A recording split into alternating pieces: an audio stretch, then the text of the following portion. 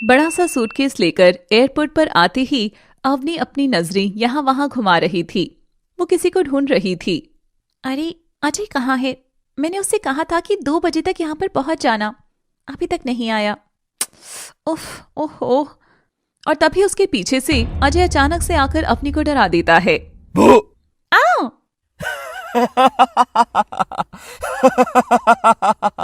डर गई डर गई। ओफो, तुम भी ना, डरा ही दिया। 26 साल के हो गए हो लेकिन अभी तक तुम्हारा बचपना नहीं गया। क्या करें, दिल तो बच्चा है जी। ओहो। पता है, दुनिया वालों के लिए इंट्रोवर्ट हो और मेरे लिए दुनिया के सबसे बड़े एक्सट्रोवर्ट हो तुम। हाँ वो तो है। अच्छा अच्छा, बैग लाओ, मैं गाड़ी में रख देता हूँ। हाँ ये लो।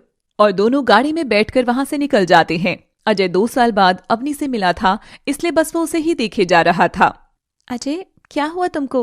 अरे तुम्हें 2 साल बाद देख रहा हूँ, इसीलिए बहुत प्यार आ रहा है।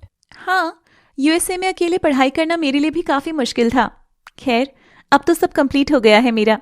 आई am very happy. Me too. 5 साल पहले इन दोनों की मुलाकात एक शादी में हुई थी और तभी से दोनों की बातचीत शुरू हो गई थी। थोड़ी देर में दोनों अवनी के घर पहुंच जाते हैं। अवनी के माता पिता अजय को देखकर बहुत खुश होते हैं। थैंक यू बेटा, तुम हमारी कितनी मदद करते हो। अरे ये आप कैसी बातें कर रही हैं आंटी जी? मीन होने वाली सासू माँ। ये तुमने बिल्कुल सही नाम लिया बेटा। हाँ, आप दोनों एक ही जैसे हो। चलो अच्छा है मेरे लिए। ससुराल में भी कोई हंसाने वाला होगा, मायके में तो है ही। और उसके बाद सभी लोग मिलकर नाश्ता पानी करते हैं और बातचीत करने के बाद अजय वापस घर आ जाता है। अजय की माँ वैजंती कचौरी और आलू की सब्जी लेकर आती है। ले बेटा, नाश्ता कर ले, तुझे कचौरी और आलू बहुत पसंद है ना? Thank you mom, you are the best mom. अब मस्का मत लगा, चल खा ले अब। अच्छा मम्मी, ये शर्मिला दीदी कहाँ है? कल मुझे ऑफिस से आने में लेट हो गया था, इसलिए मैं पूछना भूल गया था। अजय की बड़ी बहन शर्मिला की शादी हो चुकी है और वो कुछ दिनों के लिए अपने मायके आई हुई है। अरे वो उसकी बेस्ट फ्रेंड इलू की शादी है तो वहीं पर रुकी हुई है। क्यों? लेकिन वापस तो आना चाहिए ना, अभी तक शादी तो हो गई।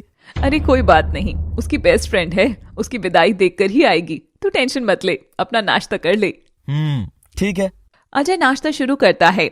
वैजयंती उसकी तरफ ऐसे देख रही थी मानो वो कुछ कहना चाह रही हो। क्या हुआ माँ, कुछ कहना चाह रही हैं क्या आप?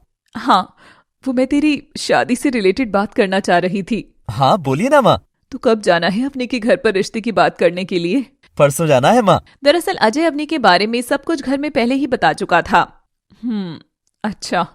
क्या हुआ माँ, मुझे पता है कि आप कुछ कहना चाह रही हैं, बोलिए ना माँ, क्या बात है? वो ये बता अजय कि दहेज में तुम्हारे ससुर जी आखिर दे क्या रहे हैं? अरे माँ कैसी बातें कर रही हो आप? अपनी काफी पढ़ी लिखी लड़की है, समझदार है, इंडिपेंडेंट वुमेन है वो, और भला क्या चाहिए आपको? अरे तो क्या हुआ, लेकिन शादी में तो लेना देना बनता ही है ना। माँ तू चुप कर, मैंने तुझे कुछ ज्यादा ही ढील दे दी है, इसलिए तू आज मेरे सामने इस तरह की बातें कर रहा है। तुझे नहीं पता मेरी शादी के वक्त कितना सारा दहेज लेकर मैं आई थी यहाँ, चाहे तो अपने पापा से पूछ ले। माँ मुझे कुछ नहीं पूछना, बस आप दहेज का चक्कर छोड़ दीजिए, जमाना बदल चुका है माँ, कम ऑन। तू चुप कर, तुझे बस शादी करनी है, बाकी का हम देखेंगे। और हाँ, बड़ों के बीच में तू बिल्कुल नहीं बोलेगा। वैजयंती अजय की बात सुने बिना ही वहां से चले जाती है। पता नहीं अचानक माँ को क्या हो गया है। तभी उसकी भाभी हेमा देखती है कि अजय परेशान होकर कमरे में जा रहा है, तो हेमा उसके पास जाती है। क्या हुआ देवर जी, परेशान लग रही हैं? हाँ भाभी, माँ अब अवनी के घर वालों से दहेज लेने की बात कर रही है, मुझे बिल्कुल नहीं पसंद ये सब। चिंता मत करिए देवर जी, सब ठीक हो जाएगा। हेमा की शादी अजय के भाई सुनील से 4 महीने पहले ही हुई है। तो वो दिन आ जाता है जब अजय का परिवार अवनी के परिवार से मिलने जाता है। अजय अवनी को देखता ही रह जाता है क्योंकि लाल सूट में अवनी अप्सरा जैसी खूबसूरत दिख रही थी। Oh my God, Lal suit में कितनी प्यारी लग रही है। अवनी इशारों में उसे समझाती है कि वो खुद को संभाल ले। अरे देवर जी, सब ठीक है ना? लगता है खो गए हैं आप। अरे कुछ नहीं भाभी जी। सब पता है मुझे। तो सभी कुछ देर बात करते हैं और खाना पीना करते हैं। अच्छा समधन जी, ये बात तो ठीक है, लेकिन ये बताइए कि शादी में अपनी बेटी को दे क्या रहे हैं आप लोग? अरे वैजयंती छोड़ो ना। वैजयंती अपने पति को आंखें दिखाती है। तो आनंद कुछ नहीं बोलता। वहीं दूसरी ओर शकुंतला और विजय एक दूसरे की तरफ देख रहे थे, क्योंकि अवनी ने बताया था कि ससुराल वालों की तरफ से कोई दहेज की डिमांड नहीं है। हाँ समधन जी, बताइए ना, आपकी कोई खास डिमांड? लेकिन माँ। चुप रहो बेटा, बड़ों को बात करने दो। अजय कुछ नहीं बोलता, क्योंकि वो नहीं चाहता था कि उसके रिश्ते पर कोई आँच आए। हाँ, तो आप 10 लाख कैश दे दीजिए, उसी में सब हो जाएगा। हाँ, और विदाई तो आप अच्छे से करेंगे ही अपनी बेटी की। लेकिन इतने पैसे तो नहीं है हमारे पास। हाँ, लेकिन एक जमीन है, वो हम आपके नाम कर देते हैं। हाँ, ये भी चलेगा समधन जी। वहीं अवनी इन सब से खुश नहीं थी। खैर, सब बातें और सगाई का शगुन करके सब अपनी गाड़ी में बैठ जाते हैं। क्या हुआ अजय, खुश हो जाओ, तुम्हारी शादी पक्की हो गई है, वो भी उस लड़की से जिससे तुम प्यार करते हो। इतनी पढ़ी लिखी होकर भी तुम दहेज को सपोर्ट करती हो शर्मिला दीदी, यकीन नहीं होता मुझे। तू चुप कर, जो भी किया है तेरे लिए ही किया है। हाँ वही तो, आपने बिल्कुल सही कहा है माँ, इसकी बात बिल्कुल मत सुनिए। वाह दीदी वाह, शायद ऐसी सोच की वजह से आपकी मैरिज लाइफ अच्छी नहीं चल रही है। यह सुनकर शर्मिला रोने लग जाती है। देखिए ना माँ, पूरी दुनिया किस तरीके से एक शादीशुदा औरत को ताने मारती है। अब मैं कभी मायके नहीं आऊंगी, देख लेना। अजय, जुबान पर लगाम दो, अपनी दीदी से तमीज से बात करो। अरे अजय, गुस्सा मत कर बेटा, 10 लाख रुपए ही तो है, कौन सी बड़ी बात है। हाँ हाँ, तू तो मत ही बोल, एक गरीब घर की लड़की को ब्याह कर लाया है और यहाँ बड़ी बड़ी बातें कर रहा है। वहीं दूसरी ओर अवनी के घर वाले भी परेशान हैं, लेकिन जैसे तैसे दोनों की शादी आखिर हो जाती है। सुहाग रात के वक्त अजय और अवनी अपने कमरे में बैठे हैं। I am very sorry Avni, मैं कुछ नहीं कर पाया। कोई बात नहीं अजय, बस आई एम प्रेइंग कि आगे सब कुछ अच्छा हो। Love you Avni. I love you too. और दोनों एक दूसरे में खो जाते हैं। अगली सुबह हेमा अवनी के कमरे का दरवाजा खटखटाती है। देवरानी जी, चाय लेकर आए हैं, चाय पी लीजिए। हाँ, अरे जेठानी जी थैंक्स, पर आपने इतनी तकलीफ क्यों की? तभी वे जंती भी इतराती हुई वहां आ जाती है। अरे तो क्या हो गया, घर की छोटी बहू की तो ऐसी ही खातिरदारी होनी चाहिए ना। हाँ सही तो कह रही है माँ। और क्या, ठीक है, तुम लोग चाय वगैरह पी लो, फिर रेडी हो जाना। जी मम्मी जी। और वैजयंती किचन में जाती है, जहां उसकी बेटी शर्मिला ताने मारने के लिए तैयार थी। घर की नौकरानी बिंदु वहां बर्तन धो रही थी। क्या बात है माँ, बहुत प्यार आ रहा है अपनी छोटी बहू पर। हाँ अरे दीदी, आएगा क्यों नहीं भला, इतनी प्यारी जो है हमारी छोटी भाभी। खैर, घर में कुछ मेहमान आए हुए थे। सभी लोग मेहमान नवाजी में लगे हुए थे। शर्मिला को सब्जी काटने का काम मिला था, लेकिन वो काम भी उसे सही से नहीं हुआ था। निखिल सुनो, ये सब्जी काट दो, सुबह से यही काम कर रही हूँ, मेरे तो हाथ दर्द हो रहे हैं अब। बेचारा निखिल भी सुबह से काम में लगा हुआ था, वह भी थका हुआ था, लेकिन वो कभी भी अपनी पत्नी की बात को नहीं टालता था। हाँ लाओ, तुम आराम कर लो। थैंक्स निखिल। और शर्मिला कमरे में जाकर आराम से लेट जाती है। थोड़ी देर बाद शर्मिला को प्यास लगती है। पानी पीने जाती हूँ, बस कहीं कोई काम ना सौंप दे मुझे। तो वो पानी लेने के लिए किचन में जाती है तो बिल्कुल शॉक्ड हो जाती है और जोर से चिल्लाती है, ये बिंदु, माँ। चीख सुनकर सभी लोग वहां पर आ जाते हैं। क्या हुआ? क्या हुआ दीदी? रसोई में शर्मिला का पति निखिल और नौकरानी बिंदु मौजूद थे। उन्हें देखकर शर्मिला फूट फूट कर रो रही थी और बाकी सब भी हैरान थे कि आखिर हुआ क्या था। मैं तो लुट गई, बर्बाद हो गई, अब मेरा क्या होगा? शर्मिला, जो तुमने देखा वैसा बिल्कुल भी नहीं है। अरे क्या हुआ शर्मिला, तू रो क्यों रही है? कुछ बता तो हमें पहले। माँ,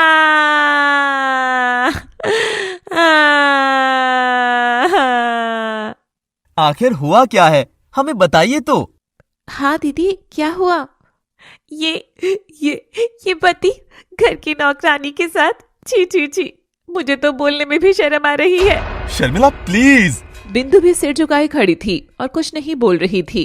वहीं बाकी सभी लोग समझ जाते हैं कि आखिर यहाँ पर हुआ क्या था। क्या जीजा जी, ये सब क्या कर रही है शर्मिला? हे राम राम राम, यकीन नहीं होता दामाद जी कि आप ऐसी हरकत करेंगे। मैंने तो तुझे पहले ही समझाया था शर्मिला कि यह लड़का तेरे लिए सही नहीं है, लेकिन तू ही मेरी नहीं मानी थी। हाँ, माँ, मैं तो इनसे बहुत प्यार करती हूँ, आखिर क्या कमी रह गई थी निखिल मेरे प्यार में? दामाद जी, आखिर बात क्या है, आप बताइए हमें। ससुर जी, मेरा यकीन कीजिए, मैंने कुछ भी नहीं किया। वो बिंदु के ऊपर छिपकली गिर गई थी, वो बहुत डर रही थी तो मैं बस उसकी मदद कर रहा था, और अचानक पता नहीं क्यों बिंदु मुझसे जानबूझकर लिपट गई। अरे अरे साहब, मैं गरीब हूँ तो क्या हुआ, मेरा भी कोई ईमान है। मैंने ऐसा कुछ भी नहीं किया। निखिल साहब, मेरी रोजी रोटी पर लात मत मारिए। बिंदु, तुम ऐसा क्यों कर रही हो? क्यों झूठ बोल रही हो? हम कुछ नहीं कर रहे हैं साहब। और इस तरह दोनों एक दूसरे पर इल्जाम लगाने लग जाते हैं। दोनों चुप हो जाओ, लोगों के सामने तमाशा बनाकर रख दिया है। और दामाद जी, आप यहाँ से अभी अपने घर चले जाइए। सासू माँ, खबरदार जो मुझे अब सासू माँ कहा तो। प्लीज मेरा यकीन कीजिए। लेकिन वैजयंती उसकी बिल्कुल भी नहीं सुनती। अरे वैजयंती, इतनी जल्दी ऐसा फैसला लेना सही नहीं है। एक बार दामाद जी की भी। चुप रहिए आप। मैं बिंदु को कई सालों से जानती हूँ, ये ऐसा क्यों करेगी? और निखिल को तो हम कुछ सालों से ही जानते हैं ना। लेकिन माँ, ये सब करना सही नहीं है। हाँ मम्मी जी। बस सब चुप हो जाओ, अब कोई कुछ नहीं बोलेगा। और निखिल इतनी बेइज्जती होने के बाद अपने घर वापस चला जाता है। वहीं घर में आए हुए मेहमान भी अजीब अजीब बातें करने लगते हैं। कुछ देर बाद सभी मेहमान चले जाते हैं। अगले दिन हेमा अपने कमरे में बैठकर सब्जी काट रही थी, तभी सुनील कमरे में आता है। सुन, मैं सोने जा रहा हूँ। अगर कोई मेरे बारे में पूछता है तो कह देना। मैं ऑफिस से आया हूँ, थका हुआ था तो सो गया। जी ठीक है, आप आराम कर लीजिए। कुछ चाहिए तो नहीं आपको? नहीं, मुझे कुछ नहीं चाहिए। अब मुझे चुपचाप सोने दो। असल में सुनील शराब पीकर आया हुआ था। सुनील शराबी था, यह बात सबको पता थी, लेकिन कोई कुछ नहीं कर पाता था। हे भगवान, इनकी शराब छुड़वा दीजिए। इस हाल में इनको कुछ समझाने कहने का फायदा ही नहीं है। और तभी सुनील के मोबाइल पर किसी की कॉल आती है। अरे ये तो सो गए, अब मैं क्या करूं? अगर उठाऊंगी तो मुझ पर चिल्लाने लगेंगे। तभी सुनील नशे की हालत में कॉल पिक करने के लिए मोबाइल उठाता है, लेकिन कॉल कट जाती है। तभी उसकी उंगलियां गलती से मोबाइल स्क्रीन पर टच हो जाती हैं और फोन अनलॉक हो जाता है और सुनील सो जाता है। कौन कमबख्त कॉल कर रहा है? ये कोई टाइम है? नींदों में ही बोल रहे हैं ये भी। फोन साइड में रख देती हूँ इनका। हेमा जैसे ही फोन के करीब जाती है, देखती है कि वॉलपेपर पर सुनील के साथ एक लड़की की फोटो लगी है। हेमा हैरान रह जाती है। तभी फोन ऑटोमेटिकली लॉक हो जाता है। हे भगवान, ये सब क्या है? हेमा गुस्से में सुनील को हिलाकर उठाने लग जाती है। उठिए, ये कौन है? कौन है ये लड़की? बताइए, किसकी फोटो लगा रही है आपने वॉलपेपर पर? बोलिए। और तभी सुनील की नींद खुल जाती है और वह जल्दी से अपना फोन उससे छीन लेता है और हेमा को जोर का तमाचा मारता है। जासूसी करती है तू, बेशर्म औरत। सुनील जी, मैं जासूसी नहीं कर रही थी। आपका फोन आपसे ही अनलॉक हो गया था, तभी ये वॉलपेपर देखा। अच्छा, तो सुन ले अब मेरी बात कान खोलकर।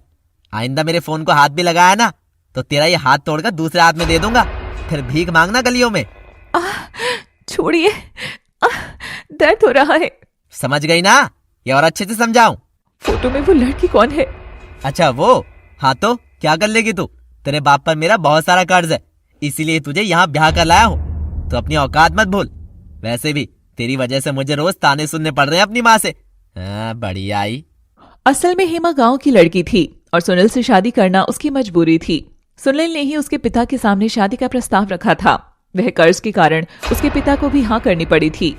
तो हेमा बेचारी रोने के अलावा कुछ और कर भी नहीं सकती थी। वहीं दूसरी ओर अवनी और अजय परेशान थे और शर्मिला के बारे में सोच रहे थे। पता नहीं आज क्या क्या हो गया। मैं दुआ कर रही हूँ कि दोनों की शादी न टूटे बस। हाँ, लेकिन निखिल जी ऐसा कैसे कर सकते हैं? नहीं अजय, जब तक प्रूफ ना हो जाए कि असलियत में कौन गलत है, तब तक हम किसी को गलत नहीं बोल सकते ना। ये भी सही है अवनी। 10 दिन बाद शाम का समय हो रहा है और शर्मिला तैयार हो रही है। तभी वैजयंती उसके पास आती है। इतनी तैयार किस लिए हो रही हो? माँ, मैं बाहर जा रही हूँ। और क्या? कहाँ जा रही हो? वो एक फ्रेंड है, उसका बर्थडे है। बेचारी कई दिनों से मुझसे कह रही थी कि बर्थडे में आना, इसलिए जा रही हूँ, वरना मैं नहीं जाती। अच्छा ठीक है। अच्छा, मैं चलती हूँ। और शर्मिला वहाँ से ऑटो लेकर निकल जाती है। भैया यहीं पर उतार दो। ठीक है मैडम। शर्मिला ऑटो से उतरकर एक सुनसान बिल्डिंग में जाती है। अरे ओ हेमा, तू यहाँ कमरे में क्या कर रही है? खाना बनाना है कि नहीं? हाँ माँ जी, बन गया है सब। हेमा घूंघट निकाल कर बैठी थी। जा फिर रसोई में अवनी को देख, ढंग से काम कर रही है या नहीं। और आज घूंघट कैसे निकाल रखा है? बस वैसे ही मन कोई पाठ कर रही थी। तो हेमा घूंघट में ही किचन में जाती है। वहां अवनी हलवा बना रही थी। जिठानी जी को काम करने में कितनी प्रॉब्लम हो रही है, फिर भी घूंघट क्यों निकाल रखा है? क्या हुआ देवरानी जी, क्या सोच रही हैं? अरे जिठानी जी, आजकल तो मॉडर्न जमाना है, पर आप अभी भी ऐसे घूंघट में हैं। आज अचानक घूंघट किस लिए? दरअसल सुनील ने जब उसे थप्पड़ मारा था तो उसके गाल पर निशान बन गए थे, इसलिए वह उस निशान को छुपा रही थी। वो देवरानी जी घर में मौसी सास के घर आने वाले हैं, बस इसलिए आज घूंघट डाल लिया। अरे जेठानी जी वो सब आने वाले हैं, अभी आए नहीं हैं। लेकिन कभी भी आ सकते हैं ना। ओफ वो आप ही ना, थोड़ा मॉडर्न बनिए, इतना डरा मत करिए आप। तो थोड़ी देर में वैजंती की मौसी का बेटा अपने परिवार के साथ खाने पर आता है। रात में उनके जाने के बाद तब भी हेमा जब बर्तन धो रही थी तो अचानक उसका घूंघट हट जाता है और अवनी उसके चेहरे पर थप्पड़ का निशान देख लेती है। अरे ये निशान कैसा है? वो आप हम सबसे क्यों छुपा रही हैं जेठानी जी? आखिर क्या बात है? आपको किसी ने थप्पड़ मारा है? वो दरअसल बोली ना। कुछ नहीं देवरानी जी, सब ठीक है। और तभी वहां वैजंती आ जाती है और हेमा उसे देखकर वहां से चली जाती है। क्या हुआ? पता नहीं, वो उनके चेहरे पर थप्पड़ का निशान था। अरे बेटा ये सब चूक छोड़, जाओ और आराम कर, रात काफी हो गई है। ठीक है। शर्मिला अभी तक आई नहीं माँ? हाँ, दीदी अभी तक आई नहीं है। दरअसल शर्मिला जब भी अपने मायके आया करती थी तो वैसे ही घुमा करती थी और अक्सर अपनी फ्रेंड के साथ नाइट आउट पर जाया करती थी और वैजंती उसे मना नहीं करती थी। अरे अपनी दोस्त के साथ होगी और क्या, उसे भी थोड़ा एंजॉय करने दे ताकि उसका मूड फ्रेश रहे। लेकिन माँ ये सब सही नहीं है। अरे दुनिया बदल चुकी है बेटा, तू इतना मत सोच। तो 2 दिन बाद अवनी का बर्थडे होता है तो हेमा और अवनी अपनी ननद शर्मिला के साथ शॉपिंग करने मार्केट जाती हैं। भाभी चलो, बढ़िया सी साड़ी पसंद करवाती हूँ आपको, मेरी चॉइस तो बेस्ट है। हाँ वो तो है दीदी। दीदी ये लीजिए आपका जूस, और अवनी ये तुम्हारा। क्या भाभी इतनी देर कर दी जूस लाने में, जल्दी दीजिए।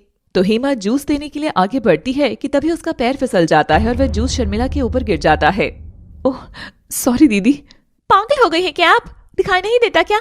शर्मिला उसे खूब सुनाती है और शर्मिला रोने लग जाती है। दीदी इतनी सी बात पर आप जेठानी जी को इतना क्यों सुना रही है? आप चुप रहिए, मुझे कोई शॉपिंग नहीं करनी, जा रही हूँ मैं घर। शर्मिला गुस्से में जाने लगती है। अरे रुकिए तो दीदी सॉरी। जेठानी जी आप यहीं रुकिए, मैं दीदी को लेकर आती हूँ। तभी अवनी उसके पीछे जाती है और तभी रास्ते में एक नकाब लगाया हुआ आदमी अवनी के सामने बाइक रोकता है और उतरकर उसे एक लेटर देता है। ये ले तेरे लिए जाने मान। कौन है तुम? वो आदमी भाग जाता है। तब तक अवनी भी शर्मिला के पास आ चुकी थी। जब अवनी और शर्मिला वो लेटर पढ़ते हैं तो उनके होश उड़ जाते हैं। तो अवनी और शर्मिला के लेटर पढ़ने के दौरान वह बाइक सवार आदमी वहां से जाते हुए अवनी को इशारा भी करता है। भाभी ये लेटर आपके लिए है, और देखो तो वो आदमी आपको इशारा कर रहा है। ये सब क्या हो रहा है दीदी? भाभी आपको तो पता ही होगा कि आखिर ये आदमी कौन था। मुझे नहीं पता दीदी, पता नहीं कौन था वो, और ये लेटर क्यों दिया। जल्दी घर चलते हैं भाभी अब। हाँ मैं जेठानी जी को बुला लूं। तो जल्दी से तीनों घर आ जाती हैं और सभी को सारी बात बता देती हैं। दरअसल वो एक लव लेटर था, लेकिन उसमें लिखने वाले का नाम नहीं था, लेकिन अवनी का नाम था। अजय ने भी लेटर पढ़ा। तुम चिंता मत करो अवनी, हम अभी पुलिस स्टेशन चलकर इसकी कंप्लेंट करते हैं। नहीं, पुलिस स्टेशन जाएगा तो ये सोच के हमारी इज्जत का क्या होगा, रहने दे। लेकिन माँ ऐसे लोगों को सबक सिखाना जरूरी होता है, अवनी को रिस्क भी हो सकता है। हाँ भाई वो तो जरूरी है, लेकिन अभी आप शादी को कुछ दिन भी नहीं हुए हैं और ये सब खबर फैलेगी तो गंदा लगेगा। और दोनों माँ बेटी मिलकर अजय को बहुत समझाती हैं। आखिर अजय को मानना ही पड़ता है। ठीक है, मैं पुलिस स्टेशन नहीं जाऊंगा, लेकिन अवनी तुम अब कहीं भी अकेले मत जाना। कहीं जाना हो तो मुझे बताना या फिर सुनील भैया को बताना। हाँ ये ठीक है। ठीक है। तो आखिर ये लव लेटर किसने भेजा था अवनी को, यह तो हम आगे की कहानी में ही पता चलेगा। तो कुछ दिन बाद अवनी और शर्मिला फिटनेस क्लास से घर वापस आई थीं।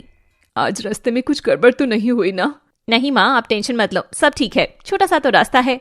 हाँ वो तो अच्छा हुआ कि हमारा फिटनेस क्लास पास में ही है मम्मी जी। माँ मुझे आपसे अकेले में कुछ बात करनी है, इधर आओ। आ रही हूँ। और दोनों माँ बेटे बात करने के लिए बालकनी में चले जाते हैं। माँ मुझे 40,000 रुपए दे सकती हो क्या? अरे अब क्यों चाहिए तुझे पैसे? और हाँ वैसे भी मेरे पास अभी पैसा नहीं है। अरे माँ मुझे पैसे दे दो, वरना मैं बर्बाद हो जाऊंगा। सिर्फ 40,000 रुपए की ही तो बात है माँ। क्या मतलब बर्बाद हो जाएगा? ऐसा क्या हो गया है? वो गलती से मैंने कुछ महंगे सामान तोड़ दिए हैं। वो ऑफिस का सामान था, उसकी कीमत करीब 70,000 रुपए थी। कुछ पैसे का तो इंतजाम मैंने कर लिया है, लेकिन बाकी 40,000 रुपए का इंतजाम नहीं हो पा रहा है। और वैजंती के आगे रोकर गिड़गिड़ाने लगता है। अब क्योंकि वैजंती अपने बच्चों से बहुत प्यार करती थी इसलिए वह मान जाती है।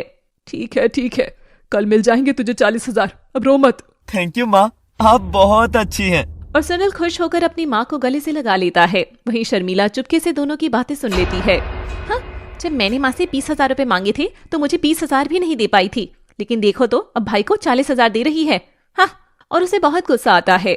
इसके थोड़ी देर बाद डोरबेल बजती है। शर्मिला दरवाजा खोलती है तो देखती है वहाँ निखिल आया है। अब तुम यहाँ पर क्या करने आए हो? चले जाओ यहाँ से। प्लीज शर्मिला, ऐसा मत करो, मैं तुम्हारे बिना नहीं रह पाऊंगा।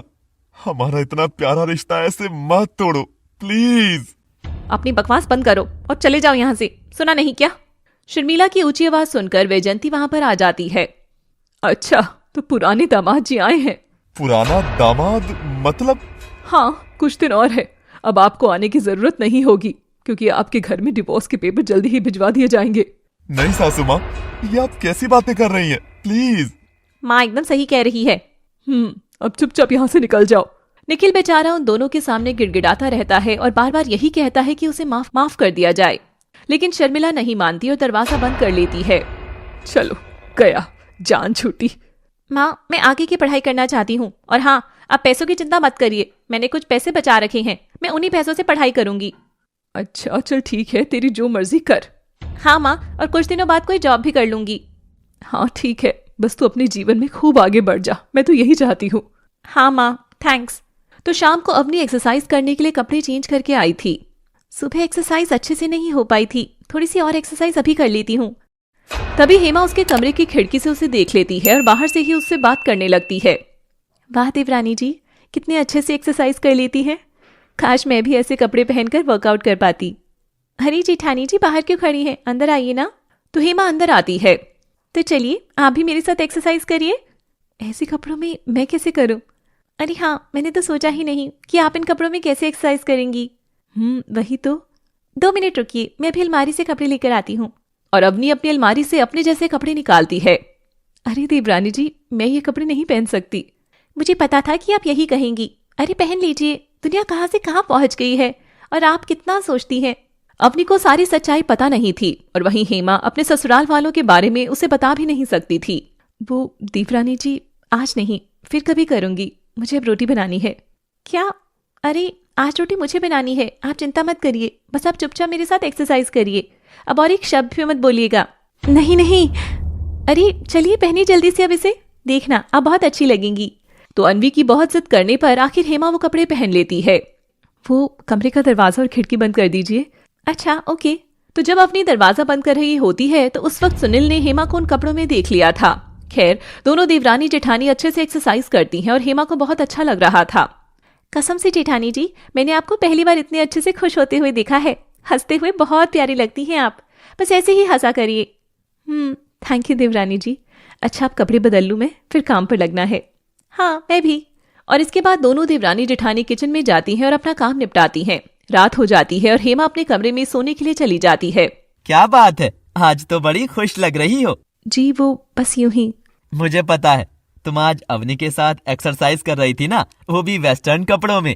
हेमा हैरान थी, लेकिन हेमा कुछ नहीं बोलती, साथ ही वह थोड़ा घबरा जाती है। अरे टेंशन मत लो, मैं तो बस पूछ रहा हूँ, तुम्हें कुछ कह थोड़ी ही रहा हूँ। वैसे बहुत अच्छी लग रही थी तुम। क्या सच्ची? हाँ, बस एक बात कहना चाहता हूँ। जी कहिए ना। और सुनील हेमा के पास जाकर उसके पीछे खड़ा हो जाता है और उसके बालों को प्यार से छूने लगता है। कितने सुंदर बाल हैं, काश मैंने पहले भी ध्यान दिया होता तुम पर। आज आपको प्यार आ रहा है मुझ पर? हाँ बिल्कुल। और सुनील अचानक से बहुत गुस्से में उसके बाल खींचकर उसे धक्का देता है और फिर उसका गला दबाने लगता है। ये आप क्या कर रही है? छोड़ो। सन, ज्यादा मॉडर्न बनने की जरूरत नहीं है। आज मॉडर्न बन रही है, और क्या पता कल किसी लड़के के साथ भाग जाए तू, हैं? छोड़ो। अवनी को तो तेरी माँ ने और उसके पति ने छूट दे रखी है, लेकिन तुझे कोई छूट नहीं मिलेगी, समझी? जैसी है वैसी रह तू। और सुनील इसे जोर से धक्का देता है। माफ कर दीजिए, आगे से ऐसा नहीं होगा। चुप। और ऐसे ही सुनील बहुत ड्रामा करता है। बेचारी हेमा रोती रोती सो जाती है। 2 दिन बाद, अरे अवनी, मेरा नाश्ता तैयार हुआ कि नहीं? हाँ मम्मी जी, बस आई। और फिर हेमा और अवनी किचन से नाश्ता लेकर आती हैं। अरे मुझे यह बताओ कि तुम दोनों से पहले मुझे कौन दादी बनाएगा? इतने दिन गुजर गए हैं, कोई तो खुशखबरी दे दो। दोनों बहुएं ये बात सुनकर शर्मा जाती हैं। अरे इसमें शर्माने वाली कौन सी बात है? नहीं माँ जी, बस ऐसे ही। हाँ हाँ, घर में बच्चों की किलकारी गूंजेगी मेम साहब, बहुत ही अच्छा लगेगा। वहीं दूसरी ओर कमरे में शर्मिला निखिल से कॉल पर बात कर रही है। दरअसल निखिल उसे कई बार पहले भी कॉल कर चुका था, लेकिन इस बार उसने निखिल का कॉल उठाने का सोचा। कॉल पर, प्लीज शर्मिला मान जाओ ना। ठीक है, लेकिन तुम्हें वादा करना होगा कि तुम मुझे कभी भी किसी चीज के लिए नहीं रोकोगे। ठीक है, और हाँ, मैं अपने मायके में ही रहूंगी, तुम्हें ही यहाँ पर आना होगा। पर मेरे मम्मी पापा। ठीक है, बाय। नहीं रुको, मुझे मंजूर है। बेचारे निखिल के माता पिता भी साथ रहते थे, लेकिन फिर भी वह इस बात के लिए राजी हो जाता है। वहीं जाकर शर्मिला अपनी माँ को ये सारी बात बताती है और उसे भी समझा देती है। ठीक है, तेरी जिंदगी है, तुझे जो करना है कर, आप चिंता मत करो, सब ठीक ही होगा। अगले दिन हेमा छत के स्टोर रूम की सफाई करने के लिए गई। तभी उसे एक लिफाफा दिखता है जिसमें बहुत सारे पैसे रखे थे। अरे ये लिफाफा किसका है और इतने पैसे, जाकर सबको बता देती हूँ। तभी सीढ़ियों के पास उसे बिंदु दिखाई देती है। अरे बिंदु देखो, मुझे ये लिफाफा मिला है, इसमें बहुत सारे पैसे हैं, पूछते हैं किसके हैं। अरे भाभी जी, ये तो उस पैसे के लिफाफे को देखकर बिंदु की आवाज में उतार चढ़ाव होने लगता है। वो थोड़ा हड़बड़ा गई थी। अरे ये पैसा मेरा है भाभी जी। क्या? लेकिन तुमने ये इतने सारे पैसे यहाँ पर क्यों रखे थे बिंदु? अरे वो भाभी जी, आपको तो पता ही है ना कि मेरे पिताजी कितने बड़े शराबी हैं और वह यहाँ पर आते जाते रहते हैं, तो बस ओह हाँ, बस उन्हीं से बचाने के लिए मैंने ये पैसे यहाँ छुपा दिए थे, क्योंकि कल मेरी छोटी बहन गुनगुन का फ़ोन आया था। वो कह रही थी कि पिताजी गांव से यहाँ आ रहे हैं। दरअसल बिंदु हेमा के ससुराल में ही कई सालों से रह रही है, क्योंकि उसका घर काफी दूर है। वहीं उसके माता पिता और छोटी बहन उसे कभी कभी मिलने आया करती हैं। खैर, हेमा को बिंदु की बात पर यकीन भी हो जाता है। अच्छा, तो तुमने बिल्कुल सही किया, लेकिन फिर भी इसे और अच्छी जगह पर रखो ताकि किसी को भी ना मिल पाए। जी भाभी जी, जैसा आप कहें, अब मैं रख दूंगी। और हेमा सारे पैसे बिंदु को दे देती है। ठीक है, चलो अब किचन में चलते हैं। हाँ भाभी जी, याद आया, मैं तो गैस पर दूध चढ़ाकर आई थी। अरे तो जल्दी जाइए फिर। तो बिंदु दौड़कर किचन में जाती है और गैस बंद कर देती है। तभी 10 मिनट बाद वहां पर वैजंती आ जाती है। वाह, आजकल तुम लोगों का काम पर ध्यान नहीं है, रोज कुछ ना कुछ बर्बाद करने पर तुली रहती हो। माफ कर दीजिए माँ जी, गलती हो गई। वैजंती मुंह बनाकर वहां से चली जाती है। तभी अजय कमरे में आता है और दरवाजा बंद कर लेता है। अरे आप, क्या हुआ, जल्दी छुट्टी हो गई क्या? हाँ, बस आज तुम्हारी बहुत याद आ रही थी। अच्छा, क्यों भला? बस यूं ही। हो अच्छा, याद आया, आज वही दिन है ना जिस दिन हम लोग पहली बार मिले थे। सॉरी अजय। मुझे पता था कि तुम भूल जाओगी। लेकिन कोई बात नहीं, मुझे तो एक एक बात याद रहती है। So sweet of you Ajay. ऐसे काम नहीं चलेगा, किस देना पड़ेगा। तुम भी ना नॉटी हो। वहीं ये सारी बातें हेमा बाहर से सुन लेती है और मुस्कुराती है, और वहीं खड़े होकर मन में सोचने लगती है, काश मेरे पति भी मुझसे इतना प्यार करते। ओह, तुम क्या कर रही हो यहाँ? वो मैं देवरानी जी को उनका दुपट्टा देने आई थी। तो दे दो ना और जाओ यहाँ से। जाके कल के कपड़े धो, समझी? वहीं इन दोनों की आवाज सुनकर अजय और अपनी चौकन्ने हो जाते हैं। तो अजय दरवाजा खोलता है। क्या हुआ माँ? ये देवर जी, ये दुपट्टा ले लीजिए। अच्छा, ये दीजिए। और हेमा दुपट्टा देकर वहां से चली जाती है। अजय, तुम्हें नहीं लगता कि जेठानी जी के साथ इस घर में अच्छा व्यवहार नहीं होता? लगता तो है मुझे। माँ की आदत न जाने कब बदलेगी।